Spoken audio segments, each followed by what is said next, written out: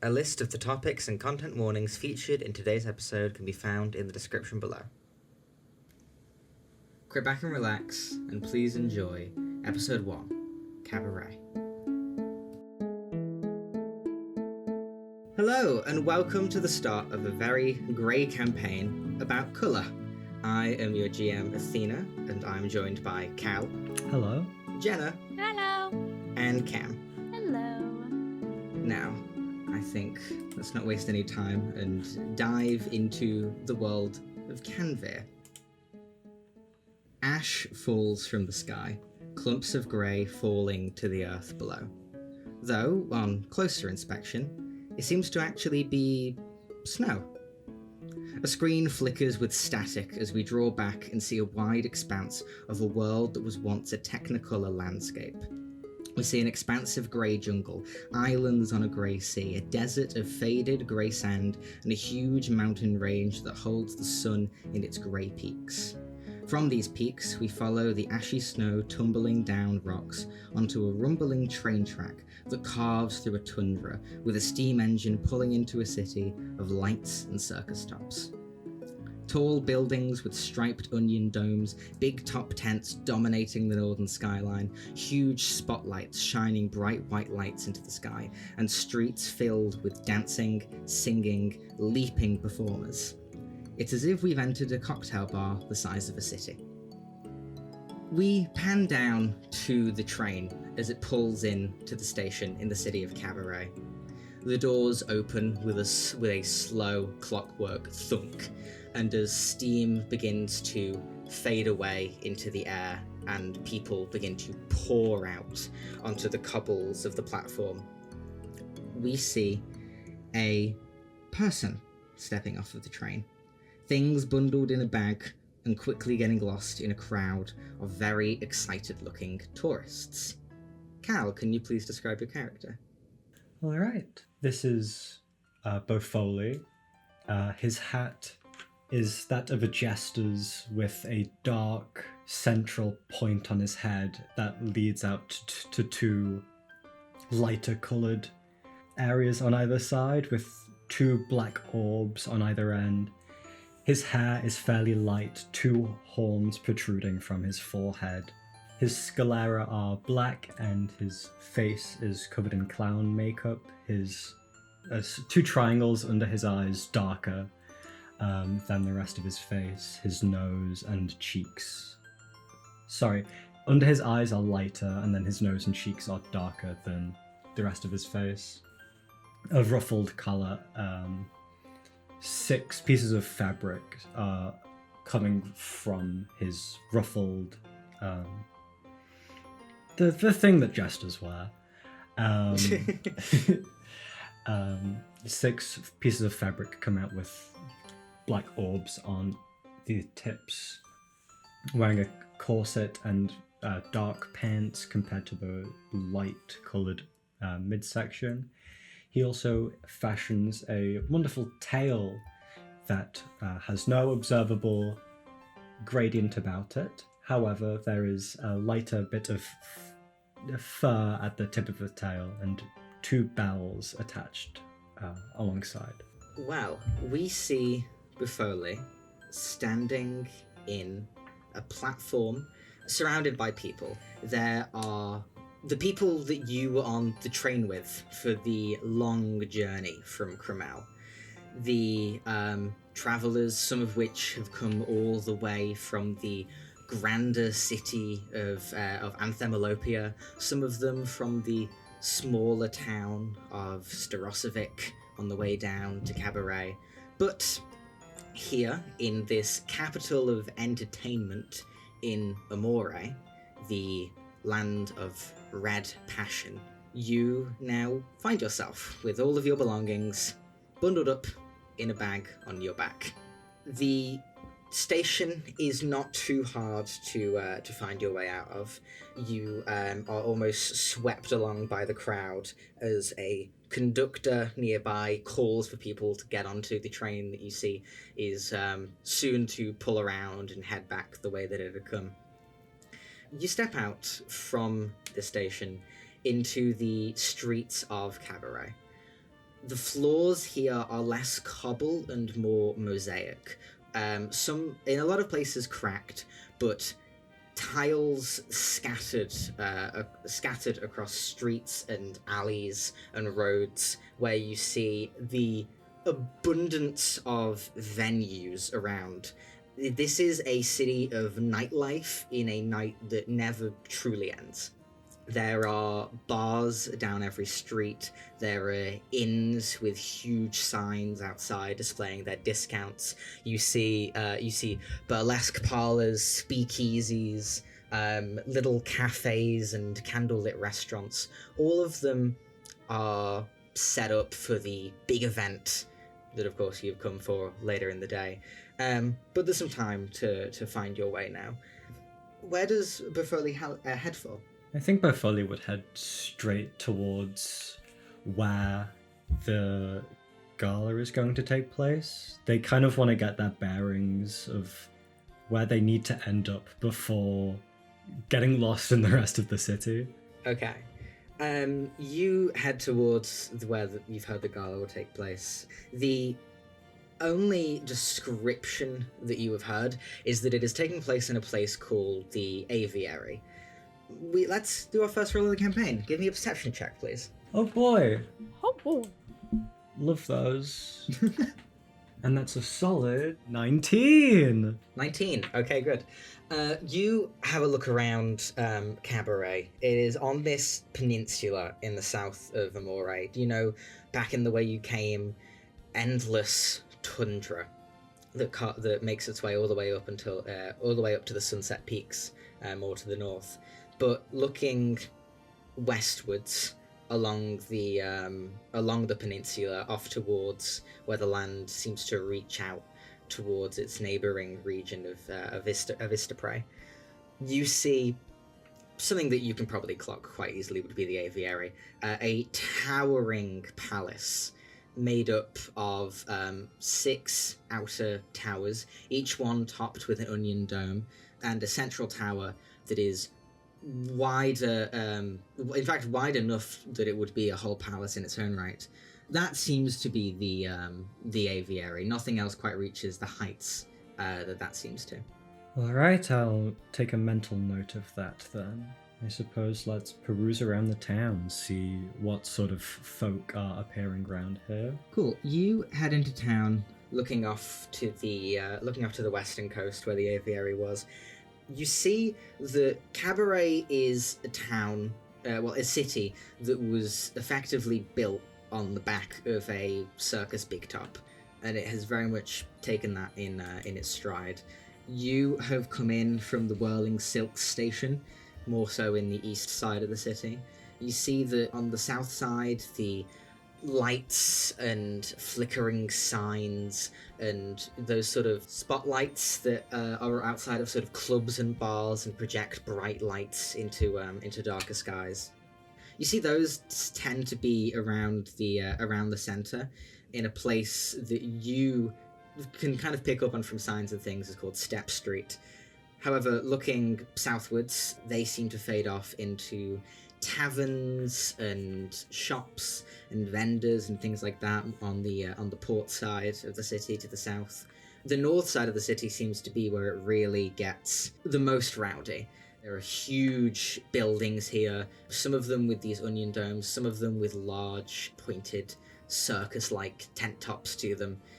In a lot of their cases, many of them are striped and spiraled and covered in flagpoles, waving less sigils and more the signs of a performance being on today, some of them even just displaying discounts from a high vantage point. In terms of if you were looking for a place to stay, Step Street is around where you would find places that would fall into like inns or even hotels in the more luxurious case. I think Buffoli is going to look at the amount of gold in his pocket and think to himself, I'll just take a normal inn. Cool. Maybe a hostel. You journey down Step Street. You head past the Rouge Lounge, this huge, quite rectangular looking hotel with a big neon sign outside and dozens of stories with penthouse suites on top. You head past that, a little ways downtown.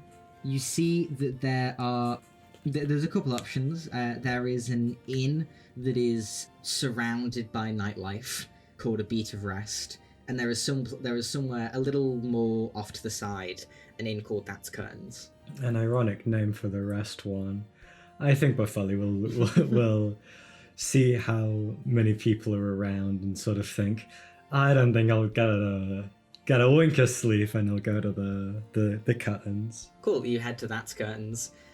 As you step into the light of that building, you hear from nearby. There is a radio on a windowsill here.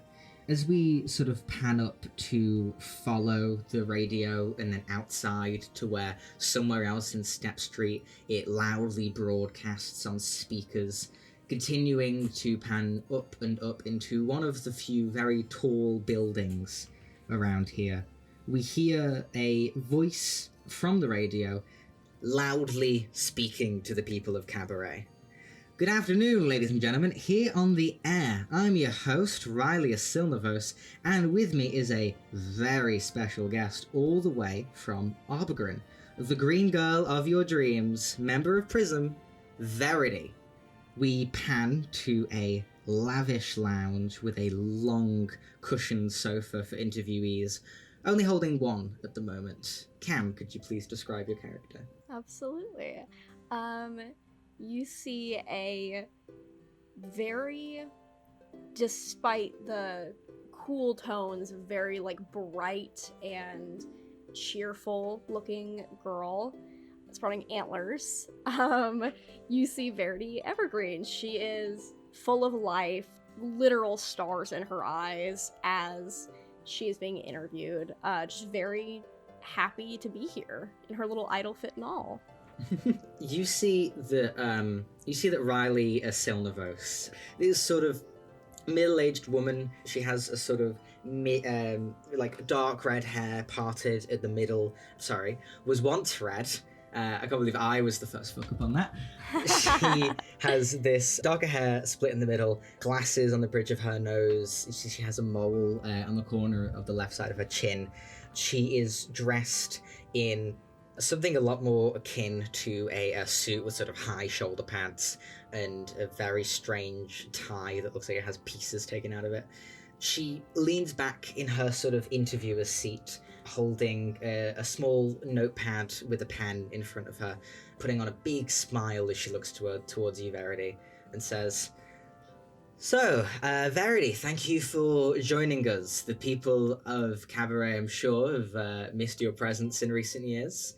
So, I have to ask, what brings you to Cabaret? Well, I'd never pass up on an opportunity to come visit Cabaret. I don't think I've been here since I last performed in the city, which is a travesty in all honesty. I'd love to be back more. I would never turn down an invitation to a gala of all things, and it's a great chance to meet other artists as well as say hi to some fans that I haven't seen in a while. And I'm sure they're going to love that. Now, were you invited to the gala personally by Cardinal Carmine? Did some other source bring you in? Maybe just the fun of it? I mean, to be honest, I would have come just for the fun of it. I was not invited by the Cardinal. I was invited by a member of the Crucifix family. You may know them from one of my group members. It truly is an honor to be in the presence of the Cardinal, though, and I hope before leaving today that I'll get a chance to speak with her. I'm sure Cardinal Crimson hosting an event like this would never miss an opportunity. Now, I have to ask it because I'm sure many of your fans are wondering, are you here to meet up with your co-star Miwa? We know that she's currently in the city and will be at the gala tonight. If we have the time, I'd love nothing more to. Despite being in the same group, we're both individually a little busy, which is why we haven't been together quite as much in public. So it's a little hard to catch each other. But I think that the gala should be a nice chance for us to meet back up and have a quick chat. Absolutely. Well, suppose if Miwa is listening, then you may have to get ready for some paparazzi as always. Now, another question that my producers would kill me if I didn't ask. Will you be performing tonight? I mean, I will be there myself, and not to get a free invitation to a performance, but if there's a gala, there's music, and, well... I wish I was, truly, but unfortunately that's not on the plan for tonight. But I do hope that next time such a gala is being hosted, that all of Prism can perform for such a lovely group of individuals, for our fans, of course, as well. Nevertheless, I'm very excited to see who will perform tonight. I don't usually myself get a chance to sit and enjoy performances, so I think it'll be a lovely change of pace. Lovely. Well, disappointing, I'm sure, for some, but, well, they already get the glowing presence of two of Prism's members in the city, so I'm sure they'll be able to catch any performances coming up soon. Speaking of, how is Prism going on behind the scenes? Any practices and rehearsals? We know that the group's been on something of a break for, what is it, a year, 2 years now? About a year. We're busy as always. I mean, I promise, despite the hiatus, that we stay busy. We're in the process of practicing some of our older songs and maybe a few new ones as well to make sure that we're ready as soon as possible for everyone to see us again. Wonderful. So I take it then, is Juniper recovering well? We know, of course, what happened to her in the leading up to the break. I'm hoping she's okay. She's doing well. I saw her a little bit before I left to come here, and I assure all our fans, everything is looking good, and that she'll be ready to come back when all of Prism does. I mean, our greeting wouldn't be 6 as 1 if we did anything as only 5. She's just as excited as everyone else to come back. Very good, very good. Now, I would hate to say anything that might come across as feeding into any of the gossip and the talk within the city, but sometimes there are things that the good people of Cabaret, they're rather interested in, and if it's rumors, I hope you don't mind, but I might have to ask about them. Prism is doing perfectly fine. I mean, as a group, we've been together for 5-6 years now. Something as small as a fight or a scuffle or something like that won't split us. I assure everyone, fans included and non-fans, people looking for a little bit of gossip here and there, that we're completely fine. Wonderful. So there's been no conflicts within the group that have prolonged the hiatus? No, everything's fine. Okay. Well, that is wonderful to hear, but I suppose something a little more salacious, maybe, shall we say? There are lots of rumours about two of your members. Sarah, of course, the beautiful leader of Prism, and Miwa from this very city. Although I'm sure you know what those rumours are. Is there any truth to this? To be completely honest, it's their personal life. I mean, whatever they wish to do, I'm going to be happy. I can't confirm or deny anything, really. I mean, Miwa's in the city, you can ask her yourself. Maybe we will. But, yeah. Alright, well, very good. I shan't prod you anymore, Verity. It's been very wonderful to have you. If I may ask... Thank you.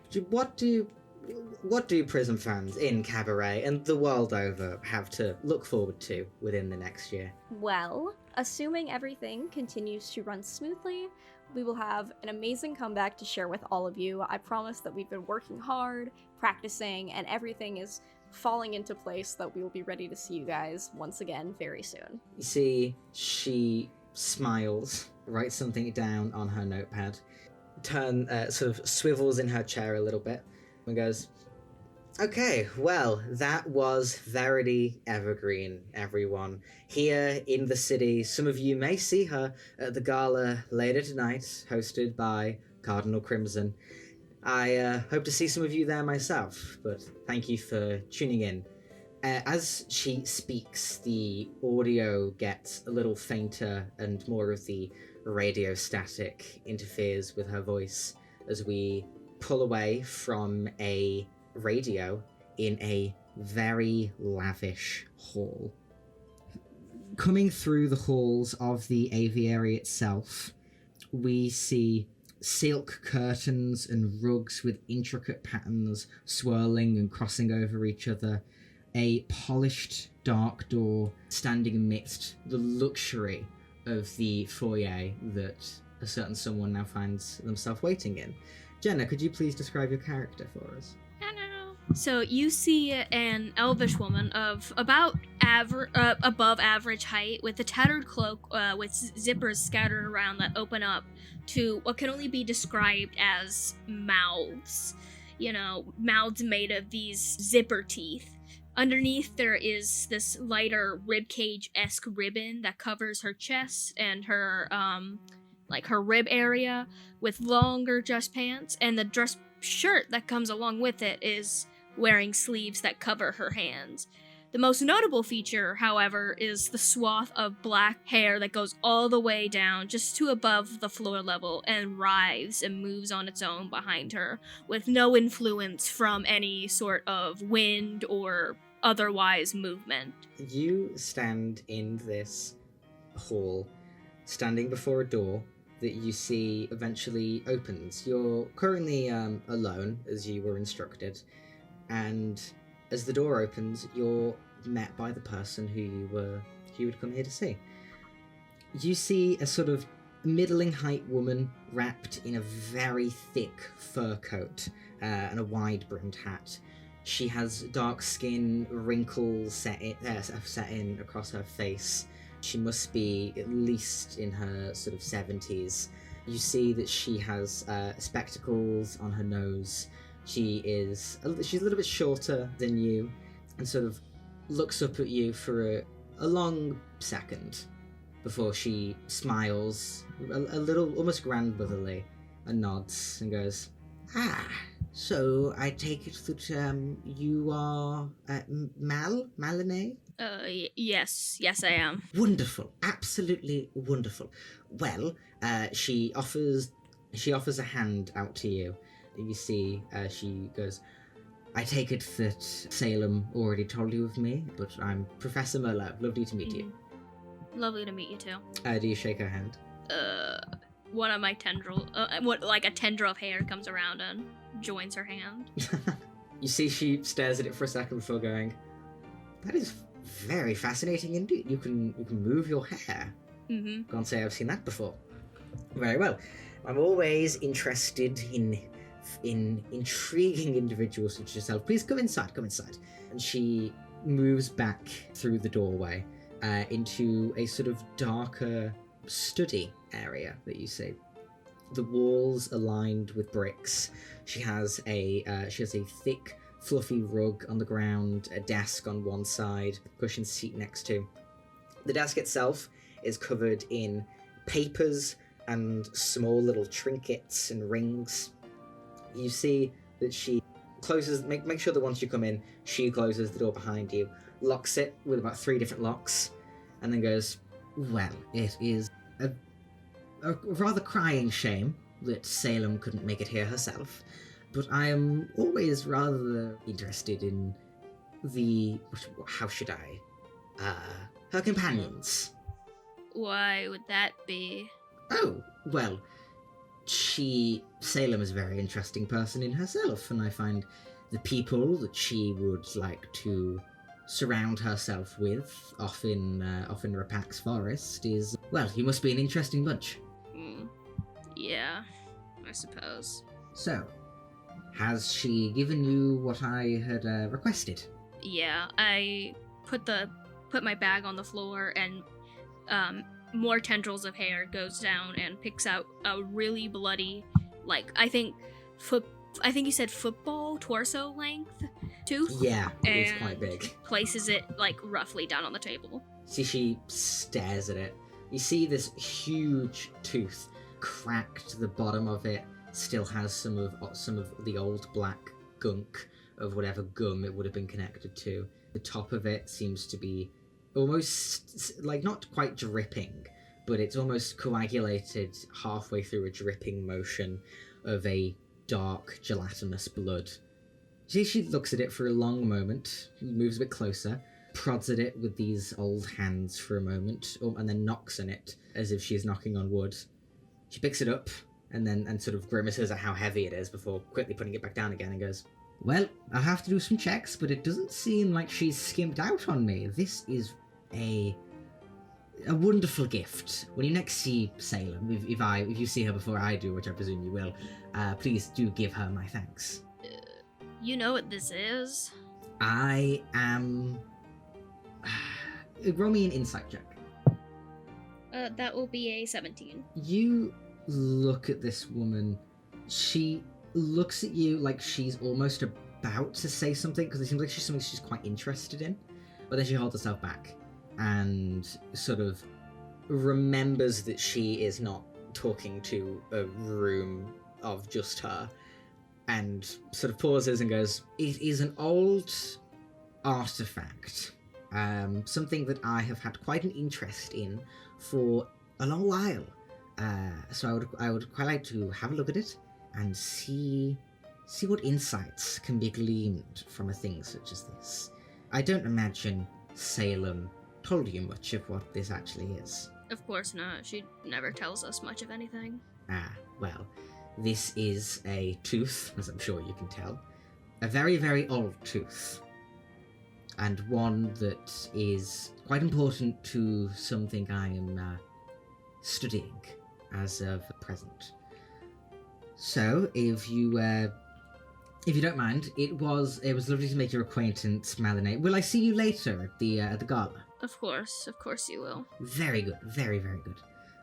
You see that she moves over to you and she sort of instead of taking one of your hands, she takes one of your bits of hair. Seems to almost gauge that by not shaking her hand earlier, you don't want her to touch your hand. So she grabs a bit of your hair and sort of shakes it as if she's clasping a hand and goes, "Well, please do have a safe travel to wherever you're staying in the city, and I'll see you in the night." Okay, see you too. I'll head out and get out of your hair. She smiles and nods as you head your way out of the room.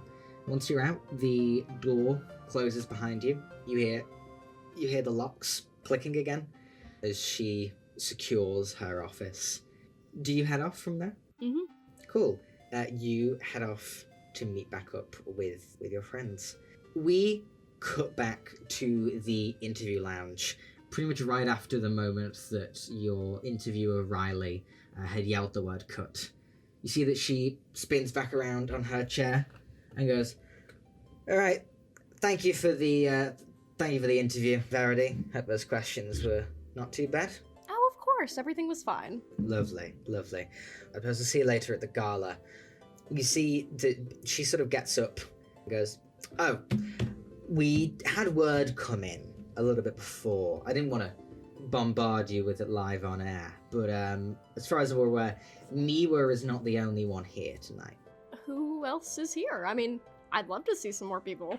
According to some people, how should we put it? My journalistic sources, the lovely Sarah has come in."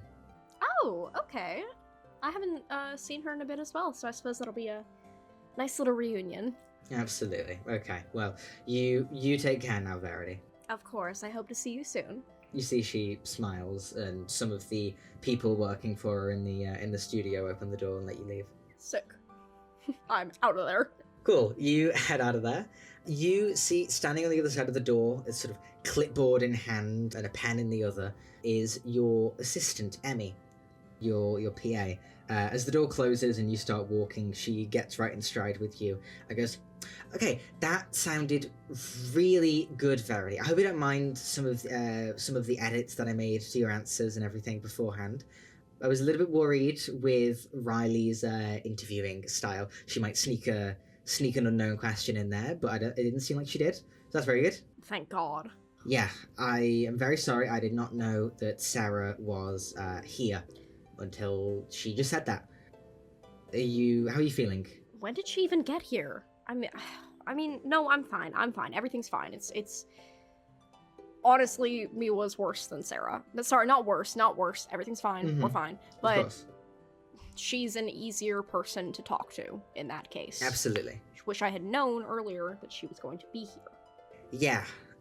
Well, I nothing we can do about that. Very sorry that we were not. We didn't know. Normally, Sarah's PA would get in contact with me about these sorts of things.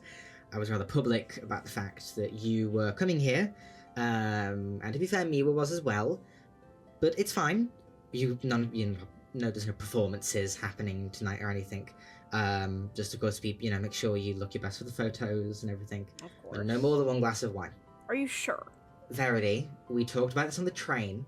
This is a highly public event, and prison members have barely been seen in the past year. Yeah, I know. Okay, but some businessman's gonna be off his ass drunk tonight. I can't have a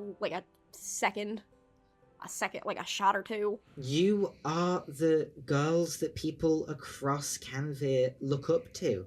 We can't have any of you being, in drunken debauchery in the public light. Yeah, I know. Can I get a bottle of wine sent up to my room for after the gala? We will have something sent up to your room afterwards, yes. Yes. One thing that I can make you aware of tonight, we know that there are some other performers of the city. It would just be good to probably get their names down. It usually hands you a little clipboard with people's names and generally what they kind of do. You see that there is a performer that is labeled as being a ballet dancer called Kukonya. There is a cabaret performer who is circled in red, by the name of Vin. You see that there is the person who invited you. There is a trapezist and acrobat called Charisse. You would know her as Charisse Koralcevic. After that, it sort of goes down into less known names that are less of a priority. Why is this one circled?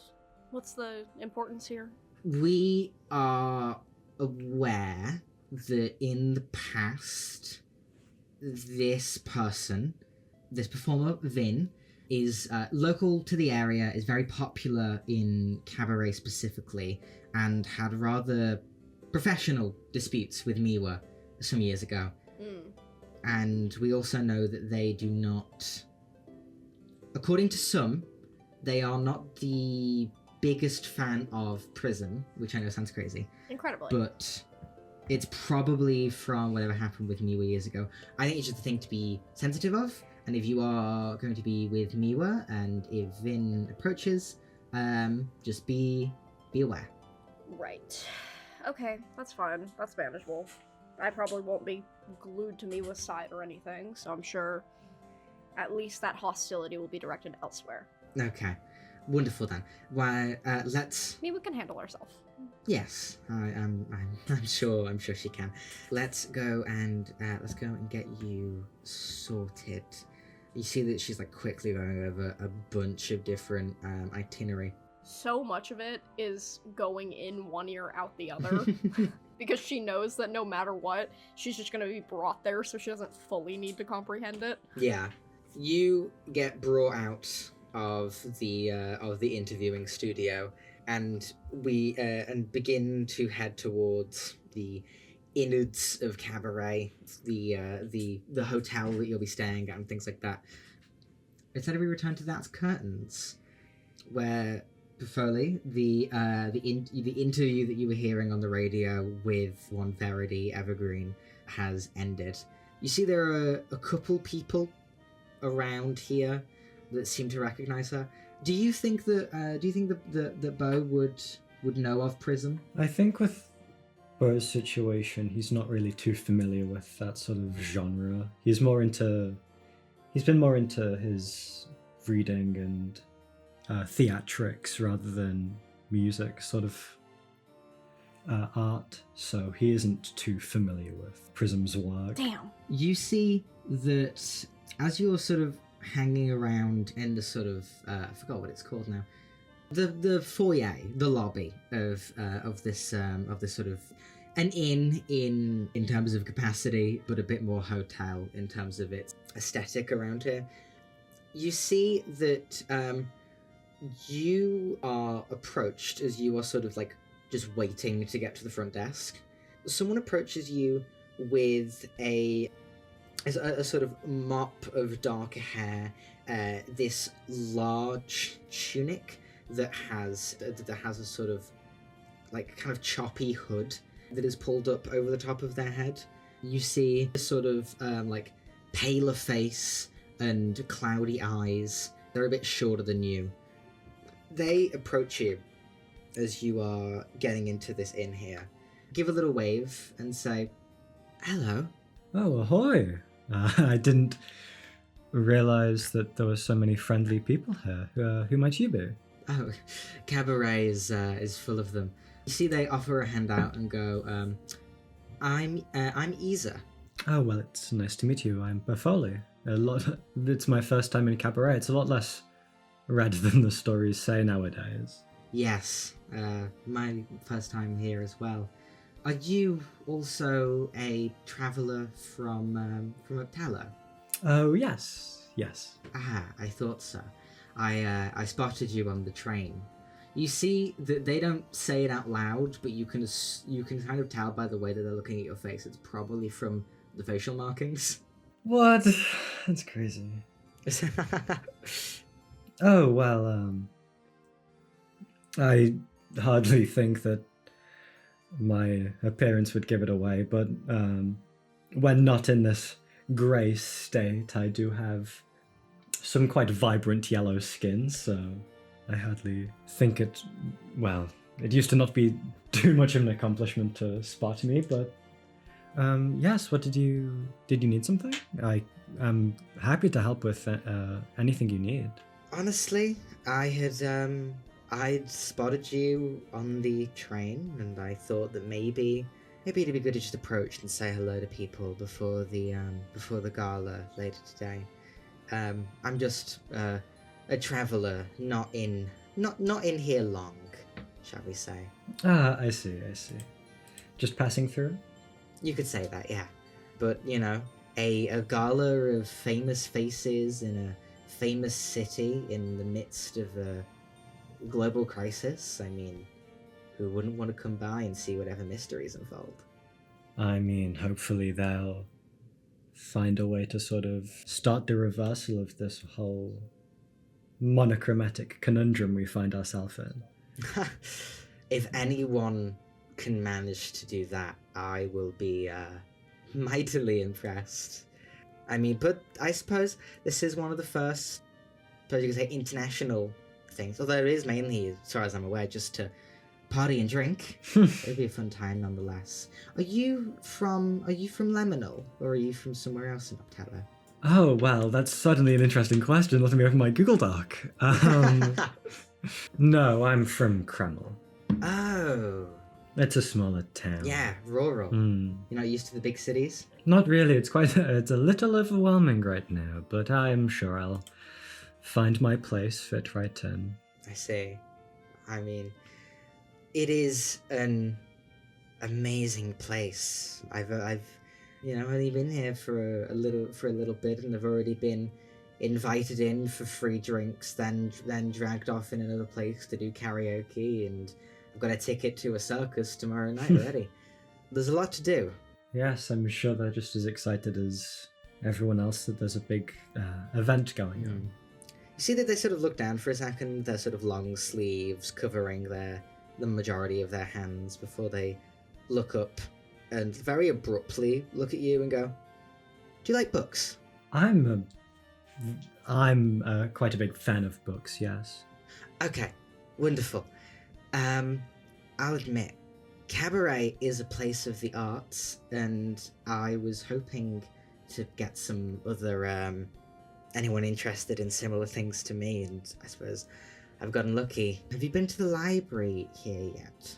Not quite. I was just seeing if I could get myself a room for tonight before... Ah, yes.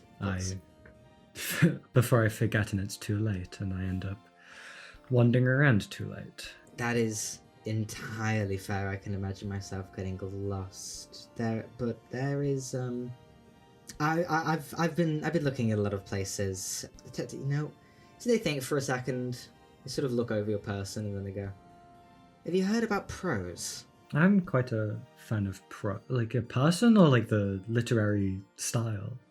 Oh. You see, they smile a little bit in the way that someone looks at you when you are like, when you haven't gotten the joke or when you're not in on something. Fuck, I fumbled. It takes Foley a little bit to catch on, but he feels like he's been thrown a ball and he's just completely biffed it. They look at you for a second before they go, "Oh, no, there's Is an this old... like a friend of Dorothy? Is this like a friend of Dorothy situation? What's going on? There's a very old tome called prose, but if you haven't heard of it, you haven't heard of it. I shall let you get your room, sir." And you see that they tap your hand and suddenly like sprint off out of the door. Can I do an insight check on this guy? Yeah, go ahead.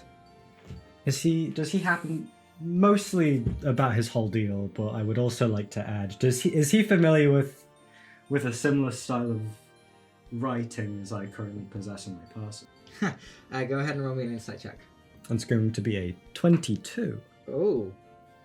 You would get, from the way of how this person carried themselves and spoke to you in a very weird manner, they give you a vibe, like, you know that most people really wouldn't know about anything like that, but if you would probably put them in the camp of more likely to know than not. I see. What did they say their name was? Isa. Isa. I'm going to guess how to spell that. Okay. You can get a room at That's Curtains rather easily for the night. I say that.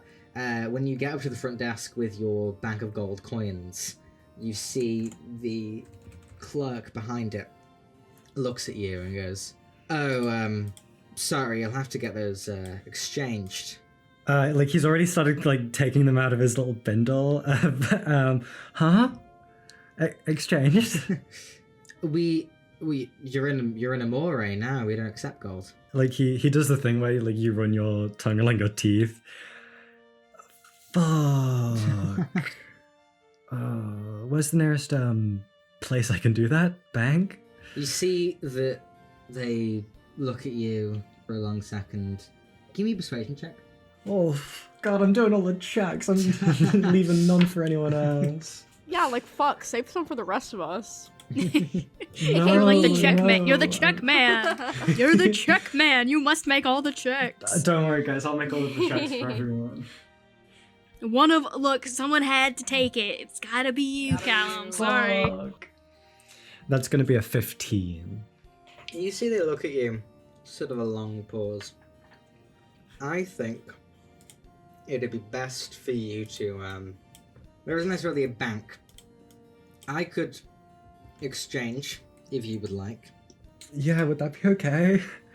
This is my first time traveling out of home, and I've sort of a little out of my depth, but Absolutely.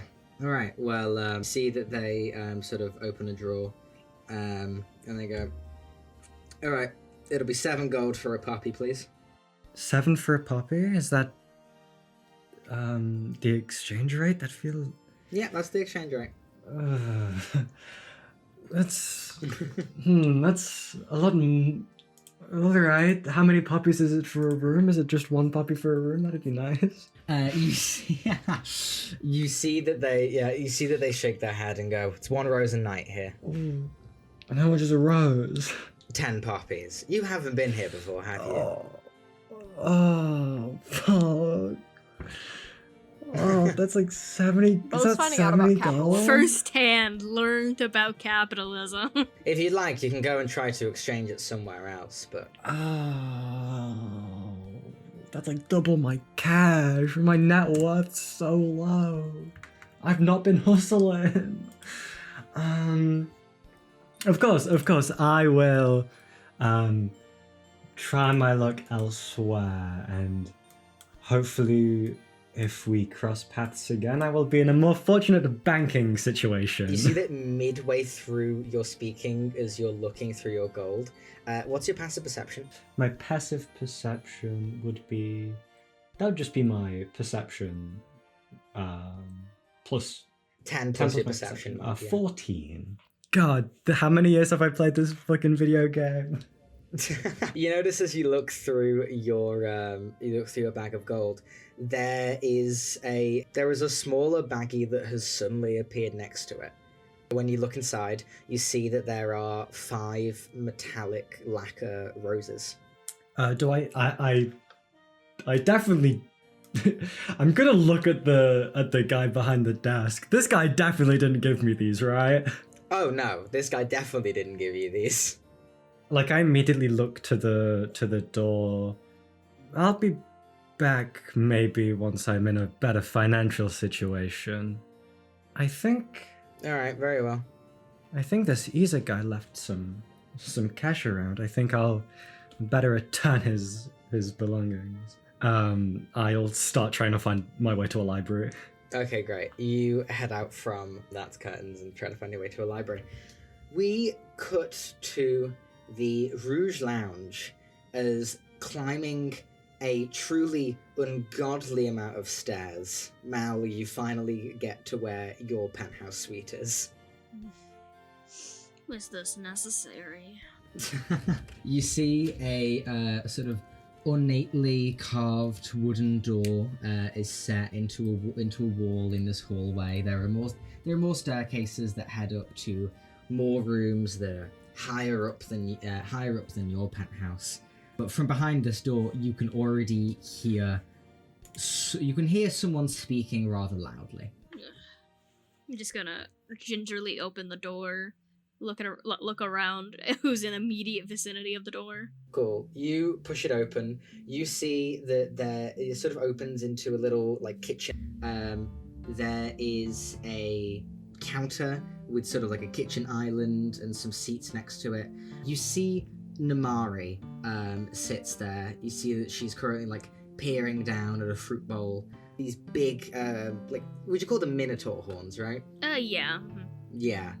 Sort of big minotaur horns. You see that her cleaver is set down in a very small size on the countertop, and she is just sort of picking the skin off of an orange as you look towards the lounge area where there is an open bottle of wine, 2 glasses, one of them empty, one of them full, and in the hands of Vin, who is lounging back, sort of dark skin, very light hair, holding this glass of wine in one hand, swirling it around, and you spot a radio on the coffee table in the middle of them all. See that Vin leans back, and as you enter, Vin is in the middle of speaking and is saying, "You just know for an absolute fact, every single one of those answers were pre-prepared, planned, and written." And you hear Namari go, yep. And Vin goes on and goes, "No genuine answering, no real interview technique. She just goes on air with whatever's been written by a PA before." Oh, hi, Mal. Don't Hello. you write your own interview questions? Or, like, write your own answers to interview questions? They sort of, like, blush a little bit as they sit up and like, accusatoringly push a glass of wine towards you and go, I'll have you know, do that with taste. Yeah. So at least my answers sound genuine. Yeah. As if Verity is happy that Miwa's in this. As if anyone would be happy that Miwa is in the city tonight. They gulp down the rest of their glass of wine and set it down to the side. Yeah, Mala's already digging into hers. Well, how was Professor Merlot? A little boring, but you know. Well, I mean, what? She's an old lady and a cardinal of the Red Roost. How exciting can they really be? Yeah. Now, this Merlot, and they point at the bottle of wine, this is the good one. You see that they pour another healthy glug into a glass and go, Namari, would you like some more? That's a good Namari shakes her head, goes, I'm doing okay with what we got over here, to be honest. There are a bunch of, like, kitchen cupboards and pantry doors have been opened to kind of survey what the hotel has been prepared with before you arrived. You see that the pair of them sort of look between each other before Namari goes, I'll be honest, we were kind of waiting for you to get back to cook, if you wouldn't mind. Oh, yeah, I can do that. Don't worry. Great. Then try not to down too much of this bottle, because you're probably gonna get drunk as hell at the gala. And, don't pregame too hard. I'm reserving myself, don't you worry. Gotcha. The trick to public appearance Mm-hmm. is that most people will not really respect you if you have publicly drank too much wine at a gala and start acting rowdy. If you drink all of the wine before you get to the gala, then you only have one glass when you're there, then it just looks like you are completely normal. Okay. Okay. Yeah, Look, this is prime advice that would be very good to take into your account if you ever plan on becoming a public figure. I'm kind of already a public figure. People don't like me. Well, if you plan on becoming a liked public figure, then maybe that's some good advice. You see that they stand up and look down at the bottle of Merlot wine that's been cracked open before they walk over to the sort of large windowed wall of the penthouse suite. This is a wonderful city, and it is completely fucking ruined by the grey. Yeah. I've never seen Cabaret look more depressing than all of these performers and it's all black and white stripes. It's all white smoke and white light. You can't very well have a red light row without red lights. What are we feeling for, like, lunch? Is that what time is it? Yeah, it's around like a late lunchtime, but Yeah. you'd imagine that food would be served at the gala, so. Yeah. You see that Vin looks back and goes, so they sort of think for a long moment, and while they're thinking, Namari looks and goes, anything warm and with bread is fucking cold around here. Warm and bread. That's what I'm working with. Fuck my life. You see that Vin nods as well and goes, oh, something spicy. Maybe that'd help us out here. Or maybe cheese, some fruit to go with the wine. Sure. Like, do you want, like... I mean, I'm sure you can whip something up. You always manage at home. I suppose so. I'm sorry, I'm trying to figure out what food there is with spicy, bread, warm, and cheese and fruit. What kind of meal is this? Yeah, you are left at the mercy of the other two and having to figure out with whatever the fuck they want. I guess a spicy, fruity grilled cheese comes to mind. Yeah, I guess. Maybe, like, add some meats on the side or something. Yeah, you start. You see, whatever you start work. Bro, make some bruschetta. Make some bruschetta.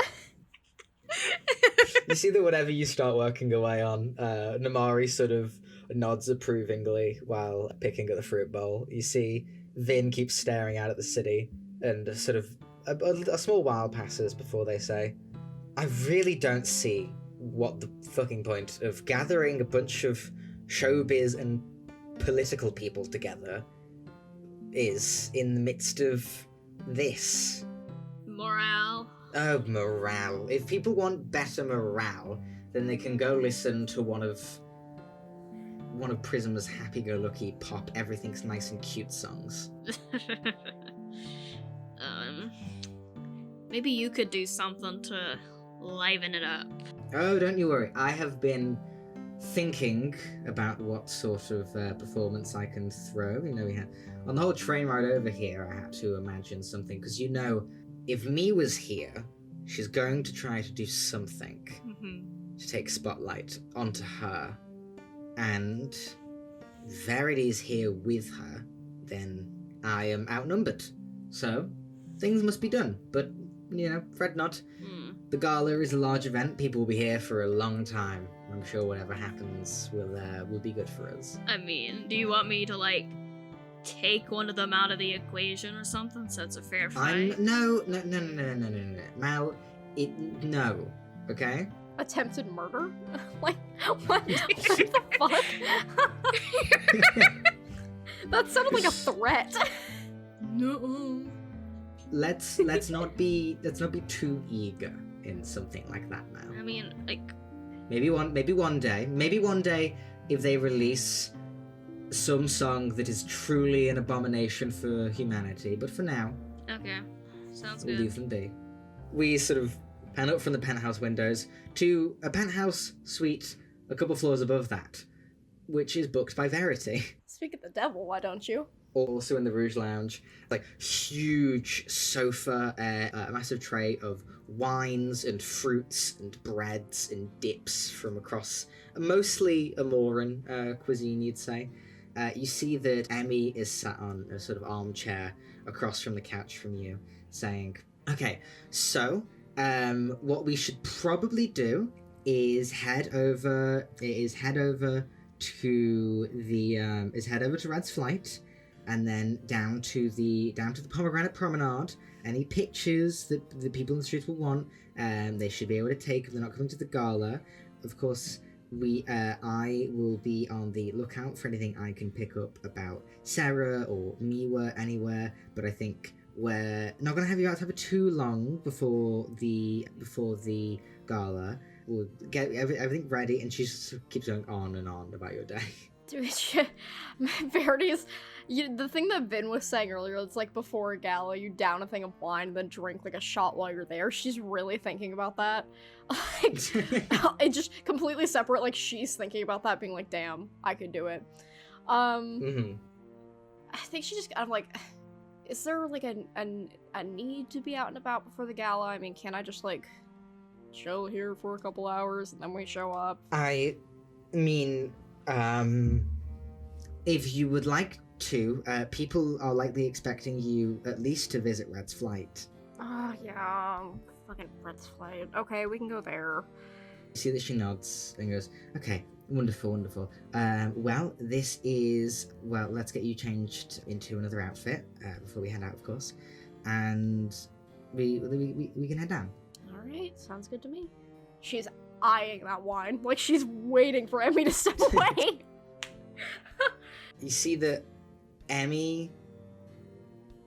Go ahead and roll me a look, just a d20. Okay. Fuck, that's a nat one. A nat one? Great. Emmy does not move Damn it. for the rest of the time you are in the suite. God damn Emmy it. is sat in an armchair with a clipboard, going over things and muttering words under her breath until you leave. Oh, god damn it. Verity's tweaking. She's tweaking. Oh, it's fine. You should probably eat something before we go out there, Verity, of course. Okay. I'll eat something. I go to like get an actual snack, and then when it comes to a drink, I go straight for the bottle. Cool. Give me a sleight of hand. Okay, she's green. This is 16. 16. Okay, hold on. We'll see what your staffer gets. She's gonna roll a nat 20. You no. slip the wine bottle into your hand, one from the edge so it doesn't look like you've just grabbed one from the middle, very obviously.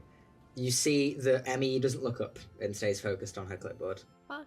Yes. I'll be moderate. I'll just pour myself like a glass. It's fine. Cool. You pour yourself moderate. a glass of Pick me up. wine, start picking at some of the like charcuterie board that's been laid out for you. Rabbit food. As your PA prepares for the day and eventually goes to get up and gestures for you as well and to get ready to go out. Bo, you head out looking for a library Yes. to find Isa. Are you like just looking around or are you asking around town? I think... No, he'll probably start asking around. He doesn't feel like getting lost again. He feels like if he wanders off, he'll just get lost, so he's going to start asking for directions. Okay, great. Give me just a persuasion. Aye, captain. 7. 7. Great. you start asking around where a library would be. Most people ignore you once you have shown that you are not interested in whatever kind of deal on free shots, or karaoke and get a free drink, or, get a ticket for tomorrow's burlesque show. All these things that are being offered. What the hell? I'm just trying to get money. I'm trying to be a good citizen here. You eventually hear of two different things. The first thing that you hear is that the biggest library in Amore is in the aviary, which is closed until the gala opens. Oh, fuck. The second thing that you hear is that someone says there's a very famous book on Pomegranate Promenade. That might be it. I'll go to Pomegranate Promenade. Cool. As you head there, you sort of walk past a huge building, one that Verity happens to be nearby around the same time. It looks effectively like a big top tent from a circus that has been cast in brickwork, draped in sort of fine silks over the top, tiles in its more sort of circular and pointed roof, and is sitting very much on the northern coast of Cabaret, where the city of Cabaret starts to almost spill into the Wine Hook, the bay of water between the lands of purple and red. Here we see the building is very busy today, mostly with tourists. There doesn't appear to be a show going on today because of the gala. And you see, currently surrounded by tourists, almost to a point where you can barely make her out because she isn't that tall. You see a girl with deer horns in a green dress and with a PA what next to dress? her. Yeah, what dress, Athena? Sorry. What color? That's strike okay, two for Athena. one We have not done this screen. once. Strike two. Two, buddy. Gonna start cannot- making notes of who slipped up. I cannot believe all I've done is fuck myself. Literally. Person who slips up the most gets killed with Gets hammers. killed with Bro hammers. gives us a warning before the session saying, hey, don't mention colors. Mention What the does she colors every do? 5 seconds. What is wrong with you? It's fine. No, this is all being cut. This is all being. She said- No! She said someone was eating an orange before. Tut tut tut. Okay, well that is a fruit. That is a fruit. That is a fruit. But you see Red's flight, and beside it, Verity with the antlers and dress, and a PA next to her is loudly speaking to a bunch of people around with these with cameras. They look very much like, what's the word? Polaroid. They're very small and they seem to print off photos rather quickly that need time to develop from the warmth. There's no flash going on or any big bulky tripods. They haven't invented color printing yet. Exactly. But you see that they are there's lots of you hear lots of clicks and the PA shouting and telling people to sort of keep their distance. Verity, you're in the midst of this. It's very normal for you. Yeah. Posing, looking in different directions. You know, people from within the crowd telling you to give a smile this way, give a twirl this way.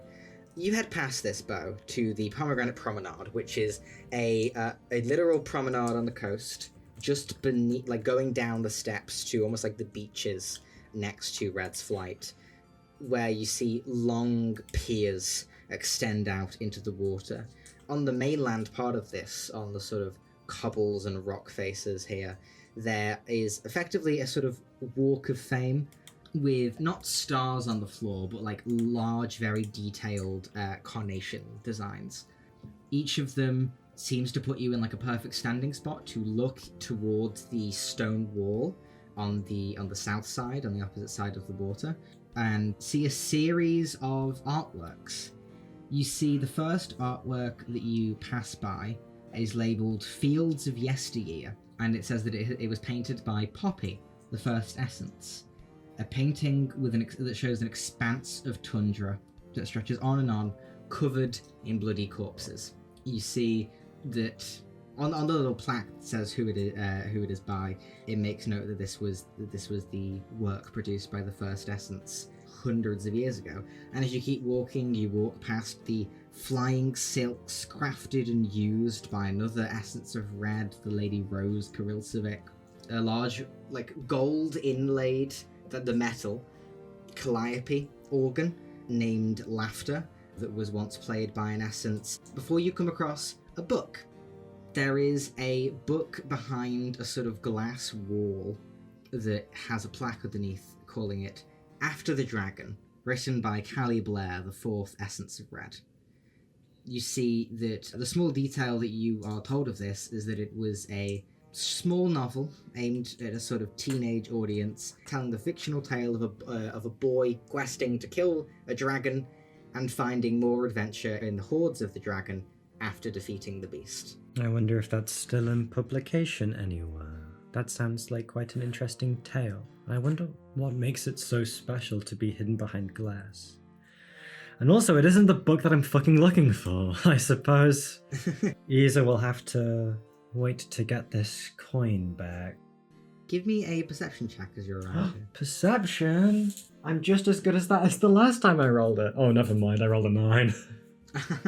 All you notice is that there are 2 more works by essences. There is a work called The Bloody Plumage, which is a innate and feathered gown, and a framed photograph called Moment, taken by the last essence, one Leo Favrica. There is space in the wall for the work of a 7th essence that is currently empty. I suppose the current one hasn't done any... I'll turn around to look at the wall. Are all 6 of these different art forms? They seem to be. The first one is a painting, the second one are aerial silks, the third one is a calliope organ, the fourth one is a book, the fifth one is a hand-sewn dress, and the 6th one is a photo. Well, I suppose the options are dwindling. I wish the current seated essence well to find what passion they wish to pursue. I'll head back to the curtain call, or whatever it was called, and... That's curtains. That's curtains. I'll pay for my room with one of my hard-earned, gifted roses. Cool. You head back, you drop down a rose, you see the clerk behind looks at you and goes, "Alright, well, glad you found yourself a deal somewhere. You've got the room for a night. Here's the key." And sort of drops a silvery key in your hand. Thank you very much. You grab a room for the night. Verity, you head by Red's flight. Photos are snapped of you in the public, and your PA makes you do a rather long circular walk, so it looks a lot less like you just went out to get photos taken, then went straight back to your hotel. But eventually, the day draws on. Mal, you cook up a nice lunch that your friends are at least happy with. Better be. Fuck. I will say, I don't know how much solace Mal takes in being told that her food is the best from the things that you've seen these people eat before. I mean, it's not like they only eat trash or anything. They do eat some good food. Yeah. Sometimes. Occasionally. Time draws on and the sun begins to fade, and the Grey Night itself makes it more apparent. A sort of phenomenon that most people have been realizing over the years is that it tends to, of course, get darker earlier at winter, but it almost seems that when it's been without colour in the world, it feels like it gets darker even earlier. And by the time it comes around to about 7 p.m, you are effectively under a pitch black sky in a not so dark city. There are still massive lights set up everywhere, neon signs, huge sort of like fairy lights that have been strung up, each of them lit in different shades of white light. But you are all drawn to the gala at the aviary. As you head towards the aviary from your respective hotel rooms, Verity, your PA, insists that you leave rather early to make sure that you get there before doors open, which also does save you from managing to meet Vin on the staircases of a hotel. So the first to arrive here at the gala, I believe, would be Verity. There is such luxury laid out here. The aviary itself is a huge palace with 6 outer towers and 1 center one. These gardens in between the outer ring of towers and the center. that are filled with fruit trees, things like apples and pomegranates being grown, bushes of strawberries and cranberries. You see there are huge double doors that have been opened for you, and at the top of those doors, seemingly welcoming people into the gala here, is a very intimidating looking woman. She is rather tall and very sharp looking. She has sort of like long fingers. Her face has very sharp features. She seems to be maybe in her sort of late 50s, maybe somewhere in her 60s. She is dressed for the night in something much more akin to something much more sensible than extravagance and sort of slit skirts and garter belts and flowing sort of shawls that most of the people might be expecting. You see, as you approach and climb up the staircase towards the aviary, the Cardinal Crimson Amarishka extends a hand to you and smiles, a very thin smile. Welcome to Cabaret, Miss Verity. It's a pleasure to be here, and I'll take her hand and I full, like, big ol' smile, like, happy to be here kind of smile. She smiles back, tilting her head a little bit to you. I appreciate the kind words on the radio earlier today. I had some spare time in my day, and I listened to the interview. I'm honored, honestly. I will be the first to inform you, I hope, that you are one of 3 members of Prism here today, a rather momentous thing. Yes, I believe my members, Niwa and Sarah, will also be in attendance. Ah, so you heard about Sarah. Very good. Yes, very recently, but I'm aware. You see that she smiles and goes, well, we are to thank the Cardinal Charisse for making sure that these invitations landed in only the most beloved of hands. She lets go of your hand, smiles to you, and goes, you may enter. Please help yourself to the food and drink within. Enjoy the performances and enjoy the night. This is a night of revelry and talking. I will be sure to enjoy myself then. You head inside, and Crimson smiles as you move your way in. You see that as you move past her, she sort of turns away from you. You spot her reaching into, like, the wrist of the thing that she's wearing, where she takes out a sharp-looking nail file and starts just sort of flicking it across her nails to make sure that they're good for the occasion. I believe the next person to arrive, probably not too long after, Mal, Vin has told you that it would probably be best if Vin takes the lead. Of course, I suppose. Whatever. Vin strides up the staircase with you and Namari trailing behind. You see Vin quickly comes up to the Cardinal Crimson, nods to her and says something in Amoran. Do you know Amoran? Yes, I do.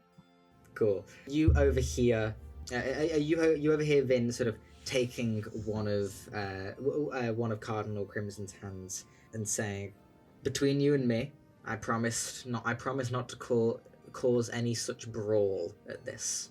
Just look at Namari, I'm just like, God fucking damn it.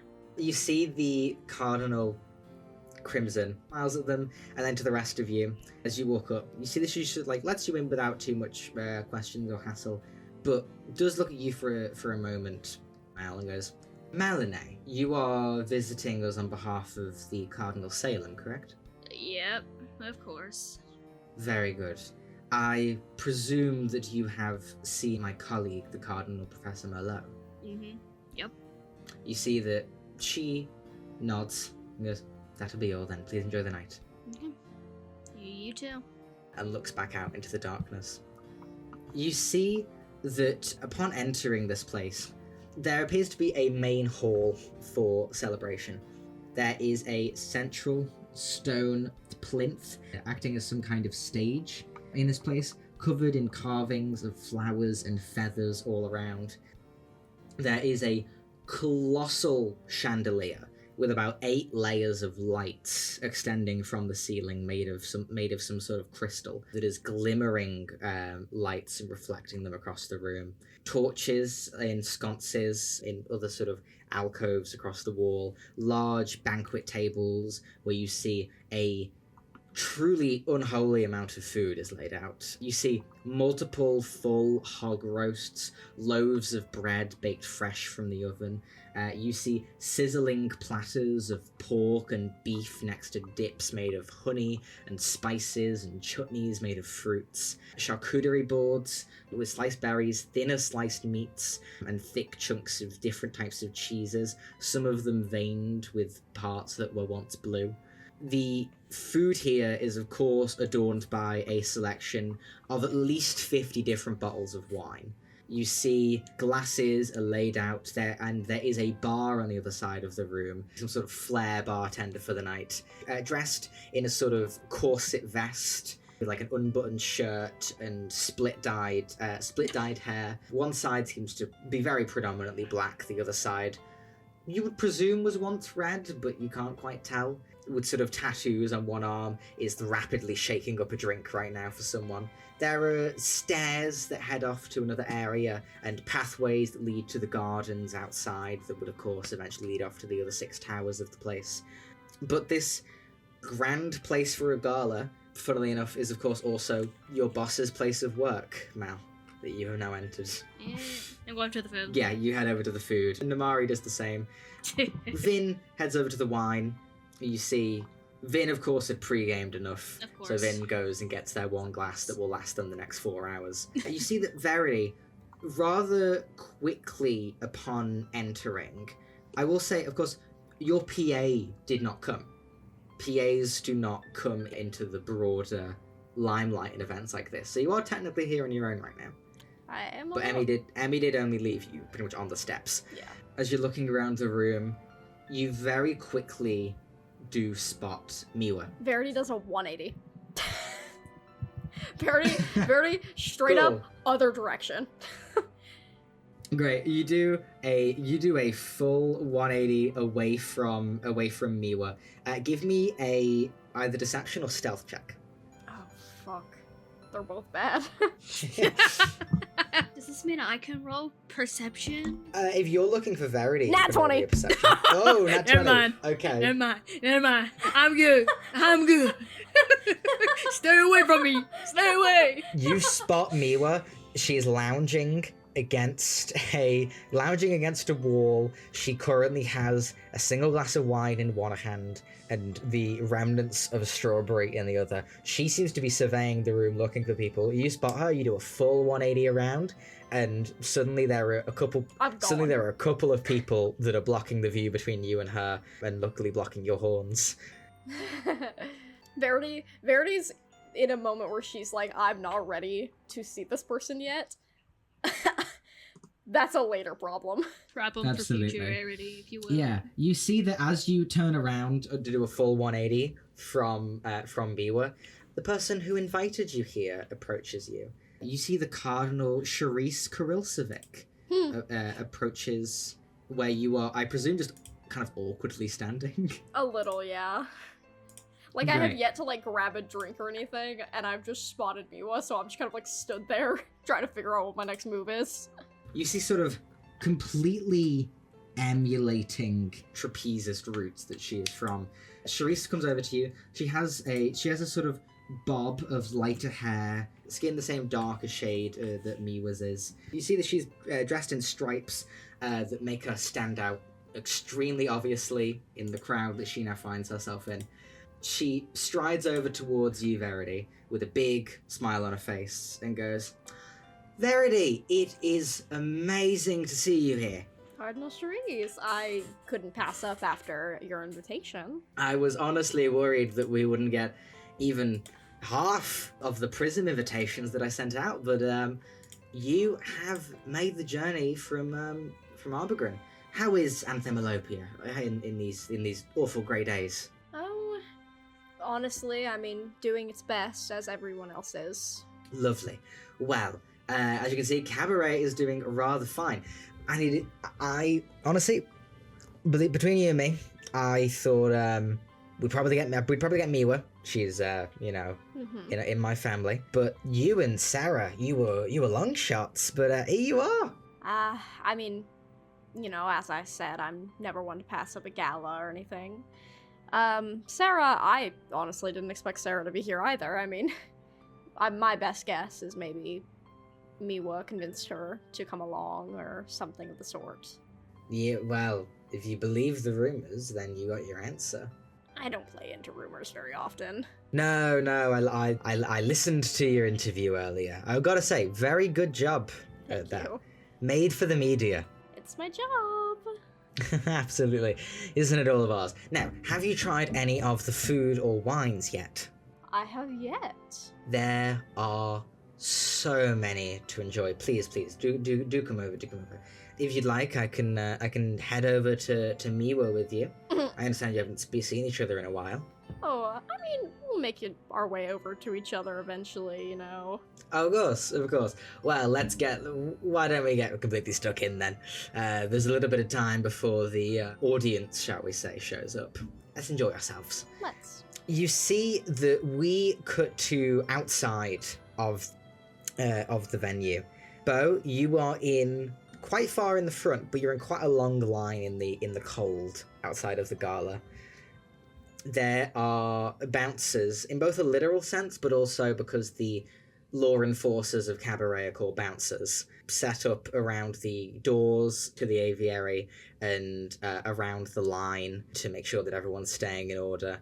You've picked up the closest thing to a ticket that this kind of event has. That at some point you see a bouncer comes past and comes to check it, and sort of checks your ticket, makes sure it's fine, and puts it away, and pays completely no mind to you.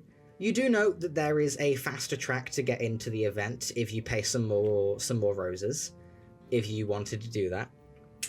Bo looks at the pouch of gains and he feels a little sick in his stomach that he hasn't given them back yet, so he sort of shakes the idea off fast and pulls his hat further down over his ears. Great. To keep them warm. You pull the hat a bit further down. You see more people beginning to enter as you get closer to the steps. You see people dressed in silken finery, many of them wearing all sorts of pendants and brooches and rings that speak to their wealth. There are a few people that seem rather strange to appear. One rather old-looking academic man, one of the very few men that you see entering the building. Along with him, a little while after, a sort of older, grizzled-looking woman with a large scar over her face. But they don't say anything to you or anyone else in the line, and as they enter the venue, you are eventually let in. In the meantime, Vin, you can see Mal. Vin is heading over to Sarah. No, sorry, not Sarah, Miwa. You've spotted Miwa and Vin's heading over there. Oh. Namari. Yeah? Do I stop them, or do I just let them go? Maybe go over there and make sure they don't kill each other. Okay. I'll tail behind, slightly behind them. You see that Namari nods to you and gives a thumbs up, while Namari seems to be, suspiciously surveying the scene around here, more than, enjoying herself. You see that you sort of tail behind Vin, and Vin heads over to Miwa, and you see Vin speaks first and sort of opens their arms up and goes, Miwa, it has been, honestly, far too long since we've spoken. Where have you been? And you see they get close, and Miwa puts on a smile, and they hug each other, kiss each other on the cheek. You see that Miwa leans back against the wall again and goes, well, considering this is my home, Vin, it would be rather silly if I didn't show up to an event like this. Plus, more members of Prism are here today. Sarah and I heard speak of Verity even. You hear Vin nod along and go, yes, yeah. Only half of you, though. Well, where would the rest of you be? Miwa looks and goes, they are, I think, a little bit preoccupied in the break that we're currently having. Practices and rehearsals take a lot of time, as I'm sure you know, Vin. You see that Vin nods and goes, yes. Are you trying to be, discreet or stealthy here? I'm trying to be stealthy. Go ahead and give me a stealth check. You're 6 foot tall and being stealthy. That's not that okay, in terms of D&D terms, that is not that tall. That's true. Well, okay, next to Vin and Miwa, though. Yeah. That would be a 13. A 13, okay. You, as you approach, you see Miwa's eyes widen a little bit, and then Vin looks behind them and goes, "Oh, how silly of me, so sorry. This is my friend Malinay. Malinay, this is Miwa, who I was talking about." Yeah, I've heard quite a lot about you, Miss Miwa. You see Miwa smiles and goes, "All good things, I hope." And Vin goes, "Yes, of course, of course."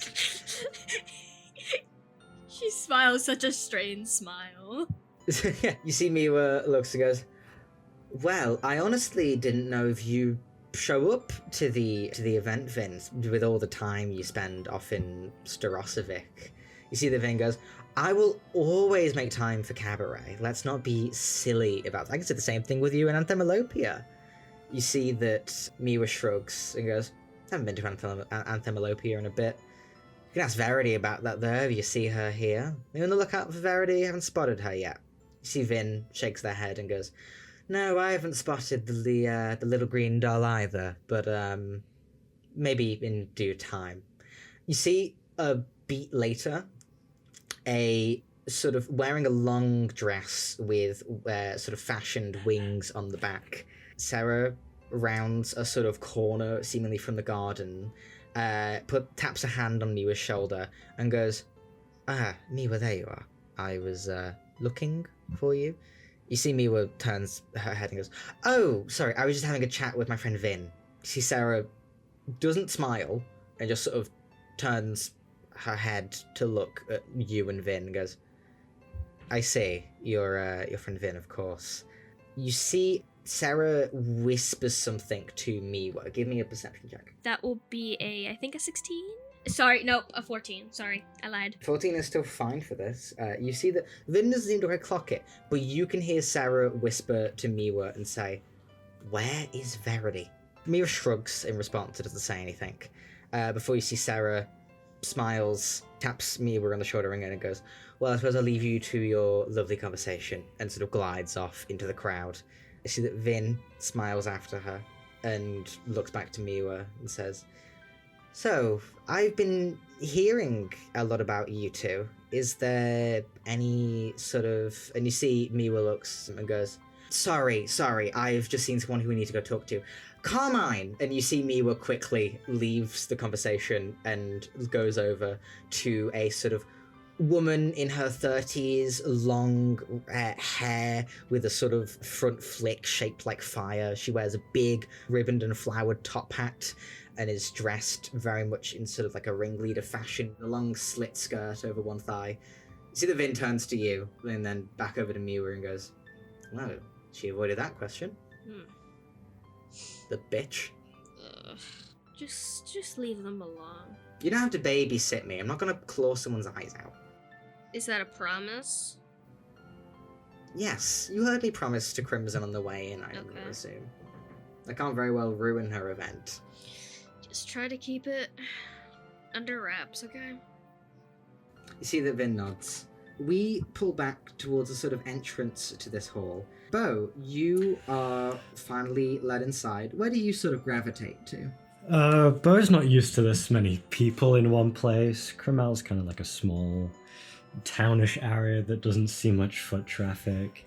He's not been in front of that many big, important people in his life. In terms of their status, he's got people who are important to him, obviously. I think he'll go towards probably anywhere that seems quieter. He's still in the back of his mind looking for Isa, because of course they'd be there. So he kind of doesn't feel good about keeping all this money. He has no idea how he'll pay for anything going forward if he gives this away. But it's less about that and more of the principle of he doesn't feel right keeping this. He'll just make a search around as he goes to find somewhere quiet. Yeah. You look towards the sort of quieter area. There is a bit on the opposite side of the from the food. There's a bit of space between where the bar is and where the end of the room opposite to that you came in from is. And you see sort of like almost loitering in a corner, leaning back, arms crossed. Nearby you, when you go to sort of gravitate towards a more quiet place, You see there's a person loitering there, sort of like lighter hair, a almost sleeve tattoo with a lot of sort of draconic designs down the side of one arm. You see sort of dressed in like a crop top, quite baggy pants. They have some piercings, darker skin, and these painted nails that are currently like tapping on their arm.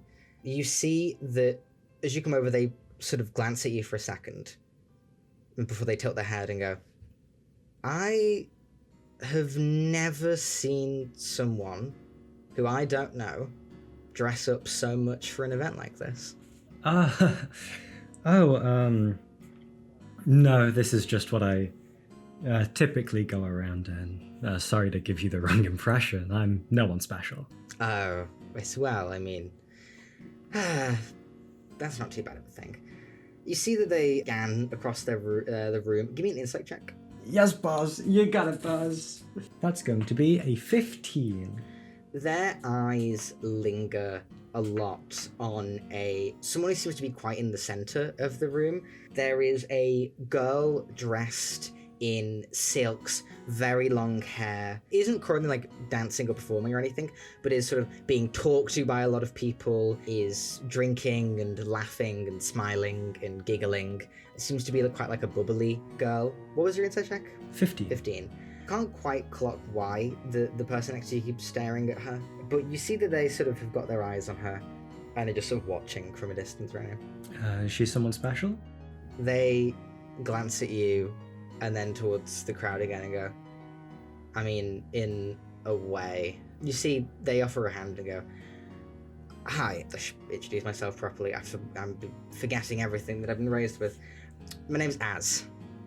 Az a Silnavos. Well, it's wonderful to meet you. I'm Berfoli. Great. No last name? No last name. Strange. Interesting. You see, Az sort of smiles and looks back and goes, and that is my sister Ruby, the I see. center of everyone's attention here. And they sort of speak with a bit of disdain as they look towards the crowds. Jealous? No. You see, they quickly shake their head a lot. You see that he wipes hair back from his brow and goes, No. Ruby is, how can I put this? She is, I guess, taking a bullet for me, in a way. You don't like being the center of attention? If I did, why would I be over here? Fair enough. You've got me there. So I take it you don't either? Not particularly, but I'm also looking for someone. Who are you looking for? You wouldn't have person called Isa? They asked me what prose was before, and I think they left some cash, and I'd like to return that. I feel kind of bad keeping a hold of it, so... There seems to be no recognition at the term of whatever prose was. But you see, Az looks and goes, someone mentioning something. There has been a sort of, how do they look? Oh, great question. I think they were wearing a hoodie, choppy hair, I believe. You see they nod and go, weird? Yeah, I'd say so. Not a bad thing. No, I've seen them around. I think they're somewhere in the gardens right now. Well, I will certainly have to have a look. Before he kind of thinks to himself, he probably, like, after mentioning prose there, he kind of thinks to himself, I should probably not mention this until I find the archetype of person that prose belongs to. He doesn't want to go sharing information that shouldn't be shared. Yeah. You see that Az looks sort of to the crowd again and then back towards you and goes, so, are you from Cabaret? Or are you visiting, or...? Oh, no, I'm from Kreml. It's a place in... Uptello, yeah. Uptello? Yeah. Yeah. I like the tattoos. Oh, yeah, thanks. Bit of a bold choice, I'd say. Well, everyone gets to make some bold choices with whatever they decide to tattoo on them. See that they smile down at the dragon on their arm. Yeah, decide. Before you see that he smiles and sort of stands up from the wall, go ahead and give me a persuasion check. You got it, Buzz! Another one. 8. These people fucking hate me. An 8. 8. This guy's a sourceless loser, dog. Oh, heaven. You see that he looks at you for a long second before he goes, why don't you meet me at the bar after you find your friend? Friend's a strong word for it, but yeah, I guess I will. See, he nods to you and heads off to the bar, as I presume you head off to the gardens. Yeah, he sort of readjusts his little ruffles, like, God, maybe I'm not as approachable as I thought. Verity, Ah, hello. are you continuing to try to remain hidden from your fellow prison members? Honestly, yeah, it's kind of like an as long as she can avoid it until it's like one of them fucking spots her. Cool, give me another stealth check with advantage from the last one. Fuck yes. Ooh, double 12s, which is Does 16. that mean I can now make a perception check to see? Yes, Why are you can if you would hunting like me? to. That'll be a 19. I'm being hunted by like That'll 3 be a different 19. people. Fuck. A 19? Okay, great. You beat the successful one of the idols, so you can find Verity Yay! first. Yeah, I'll go to Verity. Hi, Verity. Whereabouts in the room would you say Verity would be? I think Verity is not quite on the outskirts, but she's certainly not like center. She's in like that weird kind of middle ground between the two. Just kind of floating through the crowd. Maybe like occasionally doing like a little hi to someone she might know, or like a fan or something. Generally just Yeah. kind of like floating. You see that as you are sort of floating your way through the crowd, there is a moment where you sort of go past a bit of where the stage would be, and someone sort of tumbles into you, and for a second like puts a hand on your shoulder to sort of like steady and make sure you like everyone doesn't fall over. And you hear the person with it go, "Oh, I'm so sorry. It's okay. Don't worry about it. It's perfectly fine. I'm fine. You see this sort of like very pale looking person with like slight flushes at the cheeks and lips, and the hair is a slightly darker color, dressed in like sort of thin silks, wearing upturned ballet shoes, sort of stumbles back a little bit away from you and goes, you're Verity. My apologies. It's, I promise, everything's fine. It's a mistake. Accidents happen. Of course, absolutely. So sorry. You see that they quickly do like a little curtsy to you and brush their way through the crowd. Their sort of arm brushes against yours for a second, Mal. As Mal, you then approach Verity. I think Here. Mal kind of comes up behind her, unfortunately. Oh god. And Okay, great. just with a tendril of hair, just lightly taps her on the shoulder. Yeah, I kind of turn around and I'm like, hello? Good evening. I would like. Whoa. Yeah.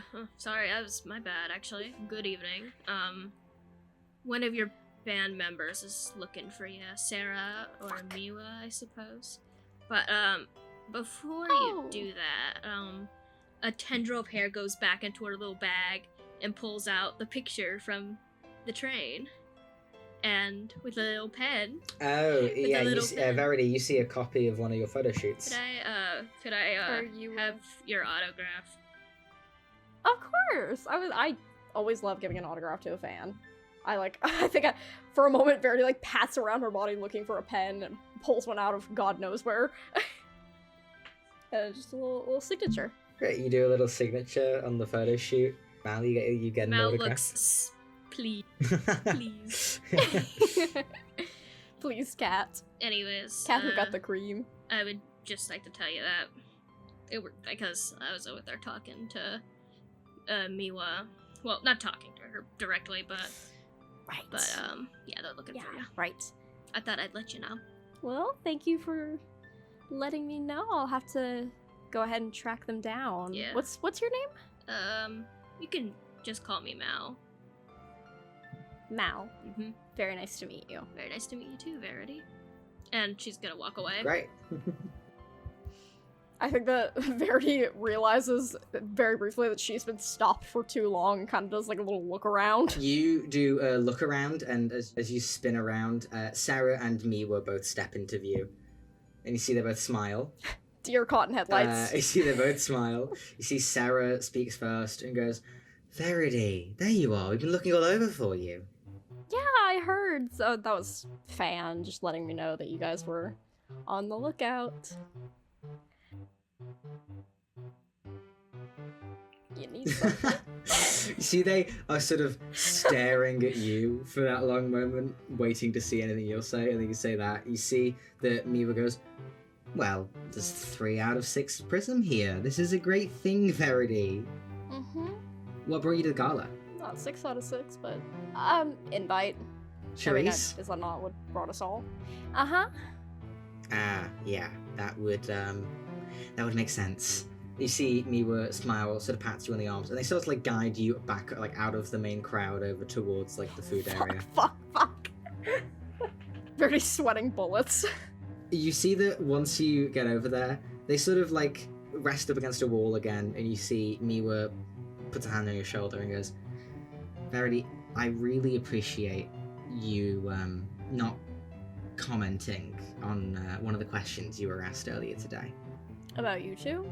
Yes, you're right. It's what's our business is our business.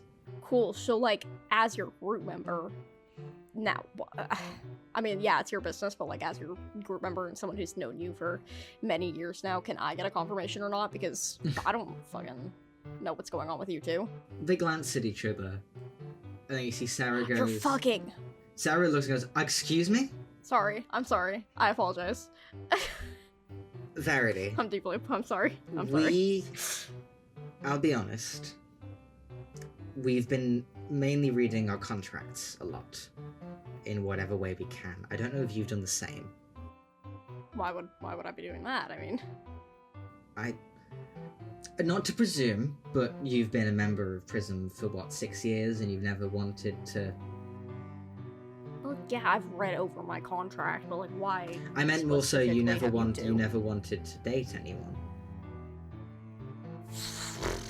I mean, not really. It's not my highest priority. Okay. Got the job on the mind. Well, from reading the contracts, there are definitely clauses here. They're sort of speaking more hush now. That could be used in an argument to disallow us from doing such a thing. What we are trying to figure out is how likely it is that they would be used in that way, and whether we would just be allowed. See Miwa looks and goes, but no, Mr. Blanc, I think chances aren't high. I mean, have you talked with him yet? See, they both shake their head, and Sarah goes, oh no, absolutely not. The moment you start speaking to Mr. Blanc about anything in that regard, he will start mentioning the brand and what the public appearances need to be like, and how we all need to be possible partners for... Ugh. Yes, you know it. I know. You see that Sarah nods, and Miwa goes, if we were, you wouldn't tell anyone, would you? No, God no, I would never. Okay, good. Because you know I would punch you in the face, at least. Yeah, I'm well aware that you would rock my shit, however you could. Okay, well, as long as you are completely aware of that, Verity. Now, did you know that little prick Vin is here? I was informed by Emmy beforehand with a big circle around their name saying, hey, this person doesn't fuck with Prism. Don't let Miwa hurt them, or something along those lines. I'm not going to hurt them. Everyone knows me a lot better than that. But... You complain about them a lot. As I have every right to. It's called a rivalry, Verity. Sorry. You see that Sarah sort of taps Miwa on the shoulder and goes, let's not do... He seems to Miwa nods and goes, yeah, okay, sorry, not meaning to yell. Just, their presence is a little bit of a stressful thing, considering I'd imagine. how much they seem to fucking hate me. But I think it's... us, honestly. Especially Well, yeah, whatever you want to say. I know that Something happened with Dulcie in a while ago. I never pressed it. Dulcie? Something. Okay. I don't know. Have Dulcie's... you heard from her, by the way? I feel like I haven't heard from her. No, no one knows where since she is. She left. Great, lovely, amazing. You see that She's probably Sarah home. nods and goes, I never heard of her anywhere in Maludum, and if she's not in Amore, then... I mean, you presume that she'd be in Istapray at home, but... Probably. I mean, who knows with Dulcie, really. Yeah. Well, No scanning. um, Actually. thank you, Verity. Nice photo shoot, by the way. Looked pretty. Thank you. And I had to get my yearly one in. Of course. You see that Sarah smiles and Mew goes, okay, well, we've got some more people to speak to, and I'm sure you do. God, can you believe they wanted us to perform here? Ha! Perform for drunk politicians and showbiz people. The worst crowd you could possibly imagine. I'm surprised there's someone here who even wants your autograph. What the fuck is that supposed to mean? Well, I have not been asked for an autograph yet. Okay, maybe they wanted mine more. Well, yeah, very well maybe, but this is Cabaret, and as the red member, I just sort of expected. But maybe, maybe you're right. Maybe you're right. Maybe I am. And anyway, wouldn't you have wanted to perform anyway if you wanted to shove it in Vin or whatever their name is face? I will... Yeah. Performing is whatever, but not at an event like this. Yeah, I know. Especially when it's being run by someone who looks at you like she wants to stab you. She's scary. You see that Sarah nods and goes, Cardinal Crimson is, well, as the mother of the Essence, she is a rather powerful lady. And a fucking terrifying one at that. See that they both nod before a sort of beat passes, and Sarah looks over and then goes, Cardinal Crimson, of course. Then you see Sarah heads over to go speak, and Miwa sort of shrinks away into the crowd with one last little smile towards you. Bo, you head outside to the garden. Yes. Cool. You head outside. It's not really that hard. Eventually, after like a minute or two of searching, you find in the middle of a bush, just picking berries off of it and eating it, getting juice around their lips is Isa again. Ahoy! You see Isa looks up and goes, oh, what was it, Bo Buffoli? Yeah, just Bo's fine. Did you happen to drop some cash when we bumped into each other earlier? Oh yeah, you were really poor, so I happened to drop some on purpose. Do you want it back? No, I'm good. Before he kind of just stands there for a little bit. I'll be honest, I managed to look through your gold pouches without you noticing. Oh, I saw thanks. that you were trying to buy a room for a night with only gold coins, and I know that the clerk was going to scam you on the transaction, so I thought, might as well give you a bit of a helping hand. How much do they actually go for? Was the room a scam as well? What the hell? No, the room is a rather normal price. It tends to be about 5 gold for one puppy, not 7. Still not much better, but, No, I mean, but you can blame Uptello for that, right? Yeah. Yeah, well, I'll be going now, I guess. You'll be going? Okay. Have fun Absolutely. picking berries or whatever. Did you see the pretty boy on the way out here? Huh? Be more specific. There's a lot of people in there. Cropped up, cut his own hair, dragon tattoo. Yeah, I met him on the way in. Yeah. You see that they just sort of stand up and shrug for a second. And they go, well, I'm enjoying myself as long as you are enjoying yourself. I'm enjoying myself. All right, great. But Philly kind of thinks to himself, God, everyone in here's a fucking weirdo. Yeah. Everyone here's a little off. As if you're any different. Stupid. I don't know what you mean. You're a fucking clown. Oh, what the hell? You see that Isa stands up, sort of pats a hand on your chest and goes, you should probably walk through the door now and go back inside. Yeah, all right. Cool. I go back inside.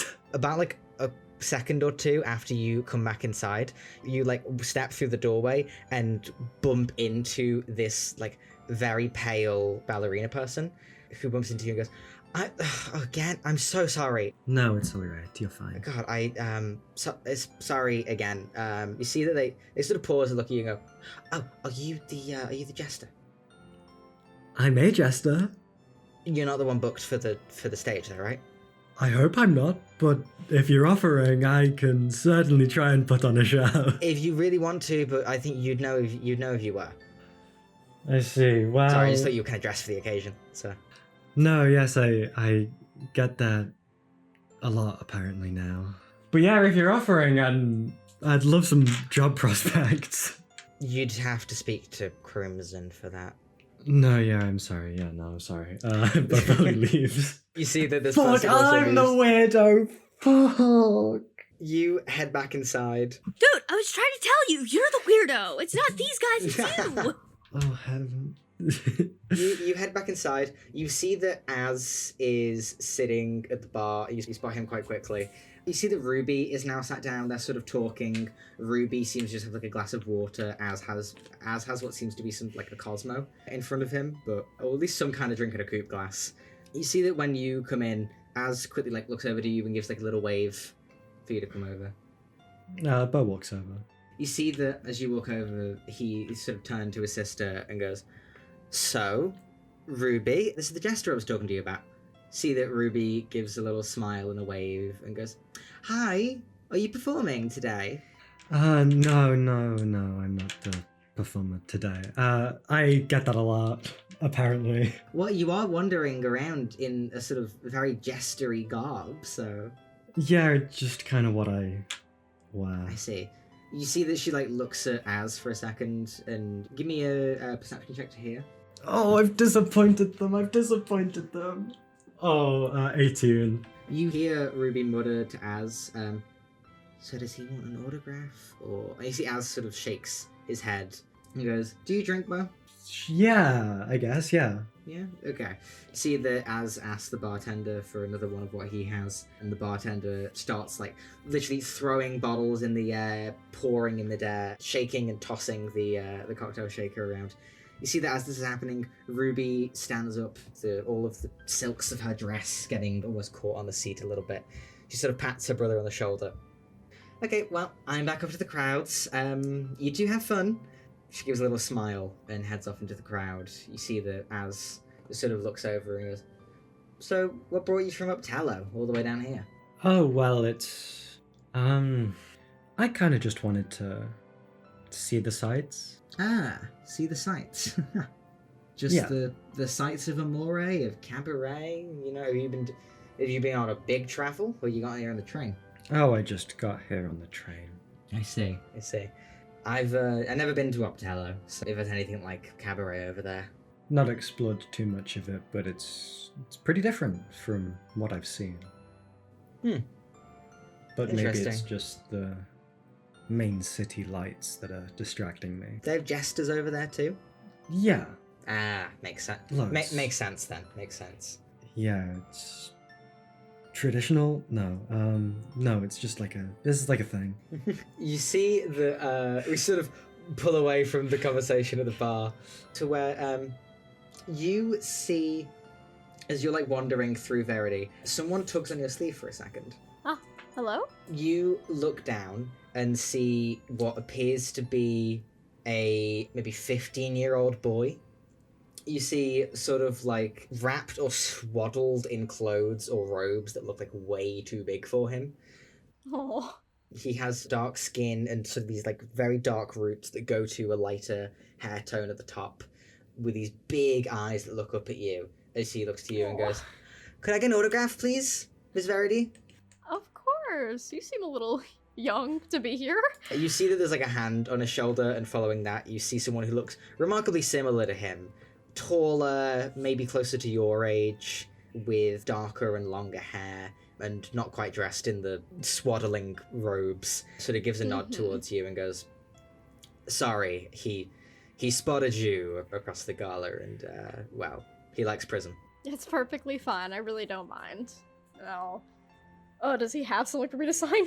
Yeah, you see that he is holding out one of the old like, group photo shoots. Oh, yeah, that's old. I don't say that. whip out a pen. What's your name?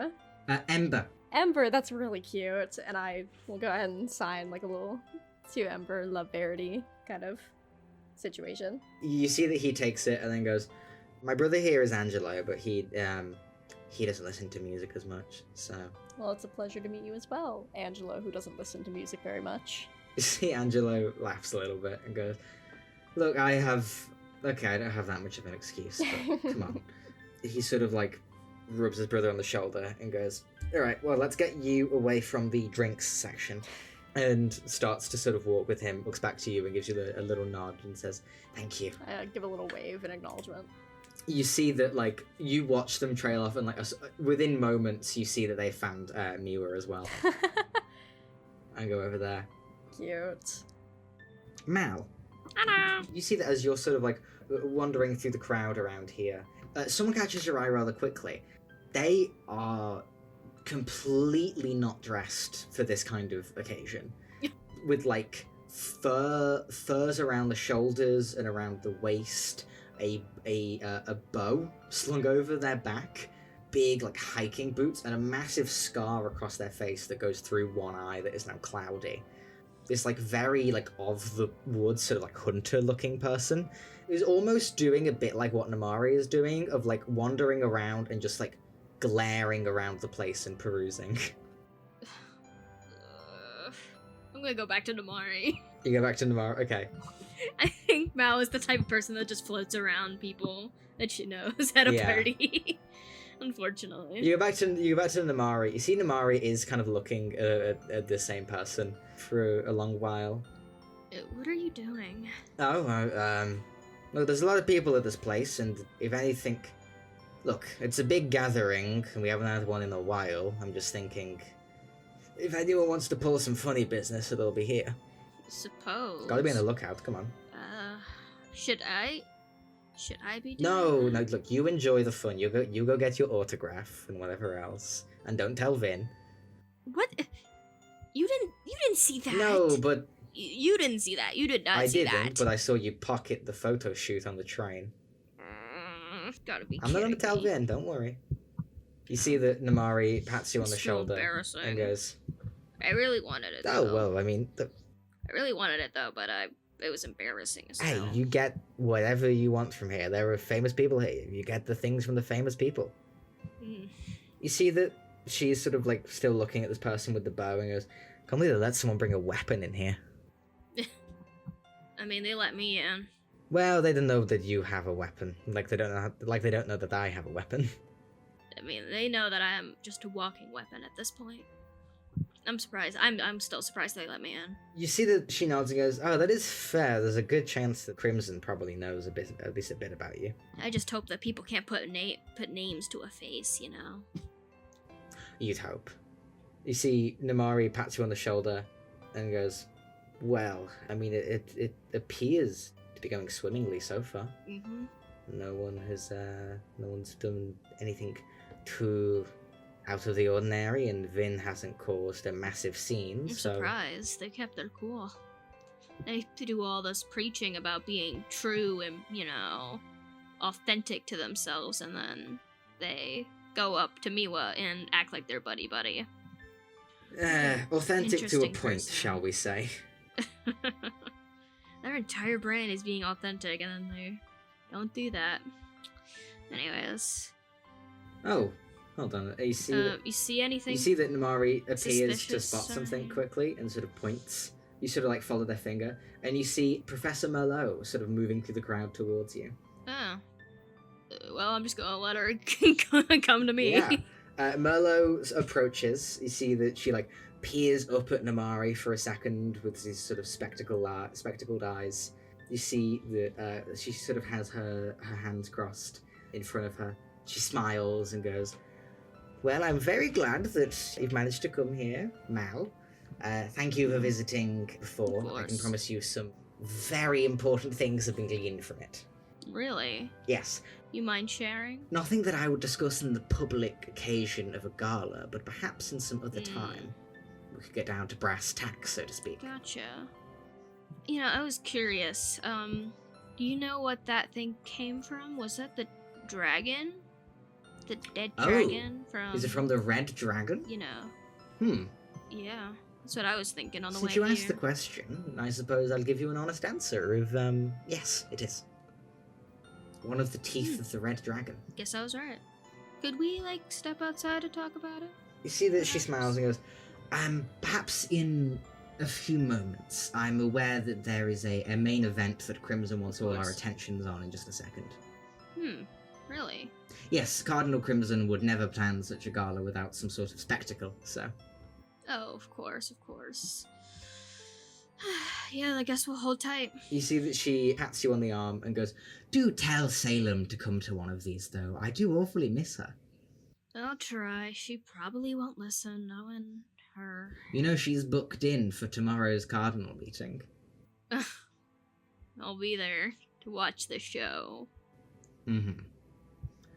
Very well. To watch them fight over it. It's so... It's like watching a pack of wolves fight over a fucking morsel. Absolutely. Oh. You see that as she sort of says absolutely, you sort of look across to the bar, which is a little bit down from where you are, Bo. There is a woman with big painted lips, a quite tight, revealing outfit, tights on, high heels, who is leaning and is... Even you can tell is giving very flirty looks. Who you don't know is Charisse, but Charisse with the bob and the striped trapeze outfit, sort of talking down the bar from you. Do you do you linger on them, or looking at them at all, or? I don't think he lingers, but I think he occasionally glances just to see what's going on. As glances at you and then back over, sort of leans towards you and goes, "That's Mary and Charisse. Mary's the one giving the bedroom eyes." Is that the jester that's supposed to be here? Mary? No. Charisse, kind of. I don't think she's doing any of her performances fully today. But, I mean, as he sort of leans into you, he goes, "Here we have a very clear example of what happens with the Red Roost. Cardinals drink with cardinals, sleep with cardinals, and when one can't get out of bed in the morning, the other one gets to go to a meeting. Sorry if you weren't that informed, but this is it's a bit of a political event as well as being, I guess, one for morale, one of as the reasons put it. reasons why I came up was because I wanted to... Never mind. Red Roost, I've not heard of them. Are they some... I assume they're the bigwigs here? Yeah, the cardinals. There's 9 of them at the moment. They rule over Cabaret. They're always fighting, always trying to be the ones that can get the 6 seats of a meeting. And that's what, that's why Mary's doing what she's doing over there, I'm sure. You see that Az smiles and goes, "I was going to be a cardinal at some point, but toss that away." Oh? How does one become a cardinal? Mainly through reputation and, well, some people say money, but reputation does come with money. And if the city believes you would represent them well, I guess. I never looked too deep into it. It's my grandma's sort of business, not mine. Why'd you give up on the prospect? Not my thing. I don't really fancy sitting in there. Also, women only. Ah, makes sense. See that Az nods, and as you continue drinking, everyone's attentions are called. You hear a loud call from the center of the room, where you see Crimson, this sort of tall woman with sort of very high done-up grey hair, is clinking a spoon against a wine glass and loudly calls to everyone. "Everyone, please, if I could have your fullest attention on the main event of the evening. If we could all please give a absolute round of applause to my daughter, Carmine Amarishka, the essence of red." And you see that Crimson steps back and Carmine steps forward. You see she looks... give me an insight check, actually, from all of you. That's a Oh my 25 god, guys, first for me. group That's a roll. 9. I just got a nasty 20. A nasty grey 20. Fuck, I can't see shit. I'm blind. Okay, you don't really clock anything. Bo and Mal, you both clock that the essence, Carmine, seems to be kind of, nervous. She's like a little bit shaky in her step, and she looks a bit nervous, but she like puts on a big smile. On a 25, Mal, you clock that Crimson specifically is like overflowing with confidence for some reason. As Crimson steps back and Carmine steps forward, you see the raised plinth decorated with all of the carvings, the Essence herself standing tall with this wide smile across her face. She takes a bow and cartwheels behind the stone, raising her hands high in the air before dramatically bowing to the display. That right now all you just see is a stone plinth in front of her. You see Carmine smiles and goes, "And now, for the grand performance, let us all rejoice in a night of red wines," and she's cut off by a huge sound that immediately pops all of your ears upon reaching them. The hall is filled with a dazzling, blinding white light, and you hear someone in the crowd screams somewhere. However, you three see something different in this new world of white that you gaze into. For just a second, deep within the white light, you see a person in a grey hooded sweater, sat alone and bundled up with a white streak through the front of their black hair. After just that moment passes, they glance up and gasp at the sight as if they were making eye contact with you. Before they can move, and before you can move, the white light suddenly collapses, and all you're left with is a sparking plinth and a panicked crowd dashing all around you. And that is where we will end our first session. Okay. I knew something bad was gonna happen here. Like, what the Oh my god.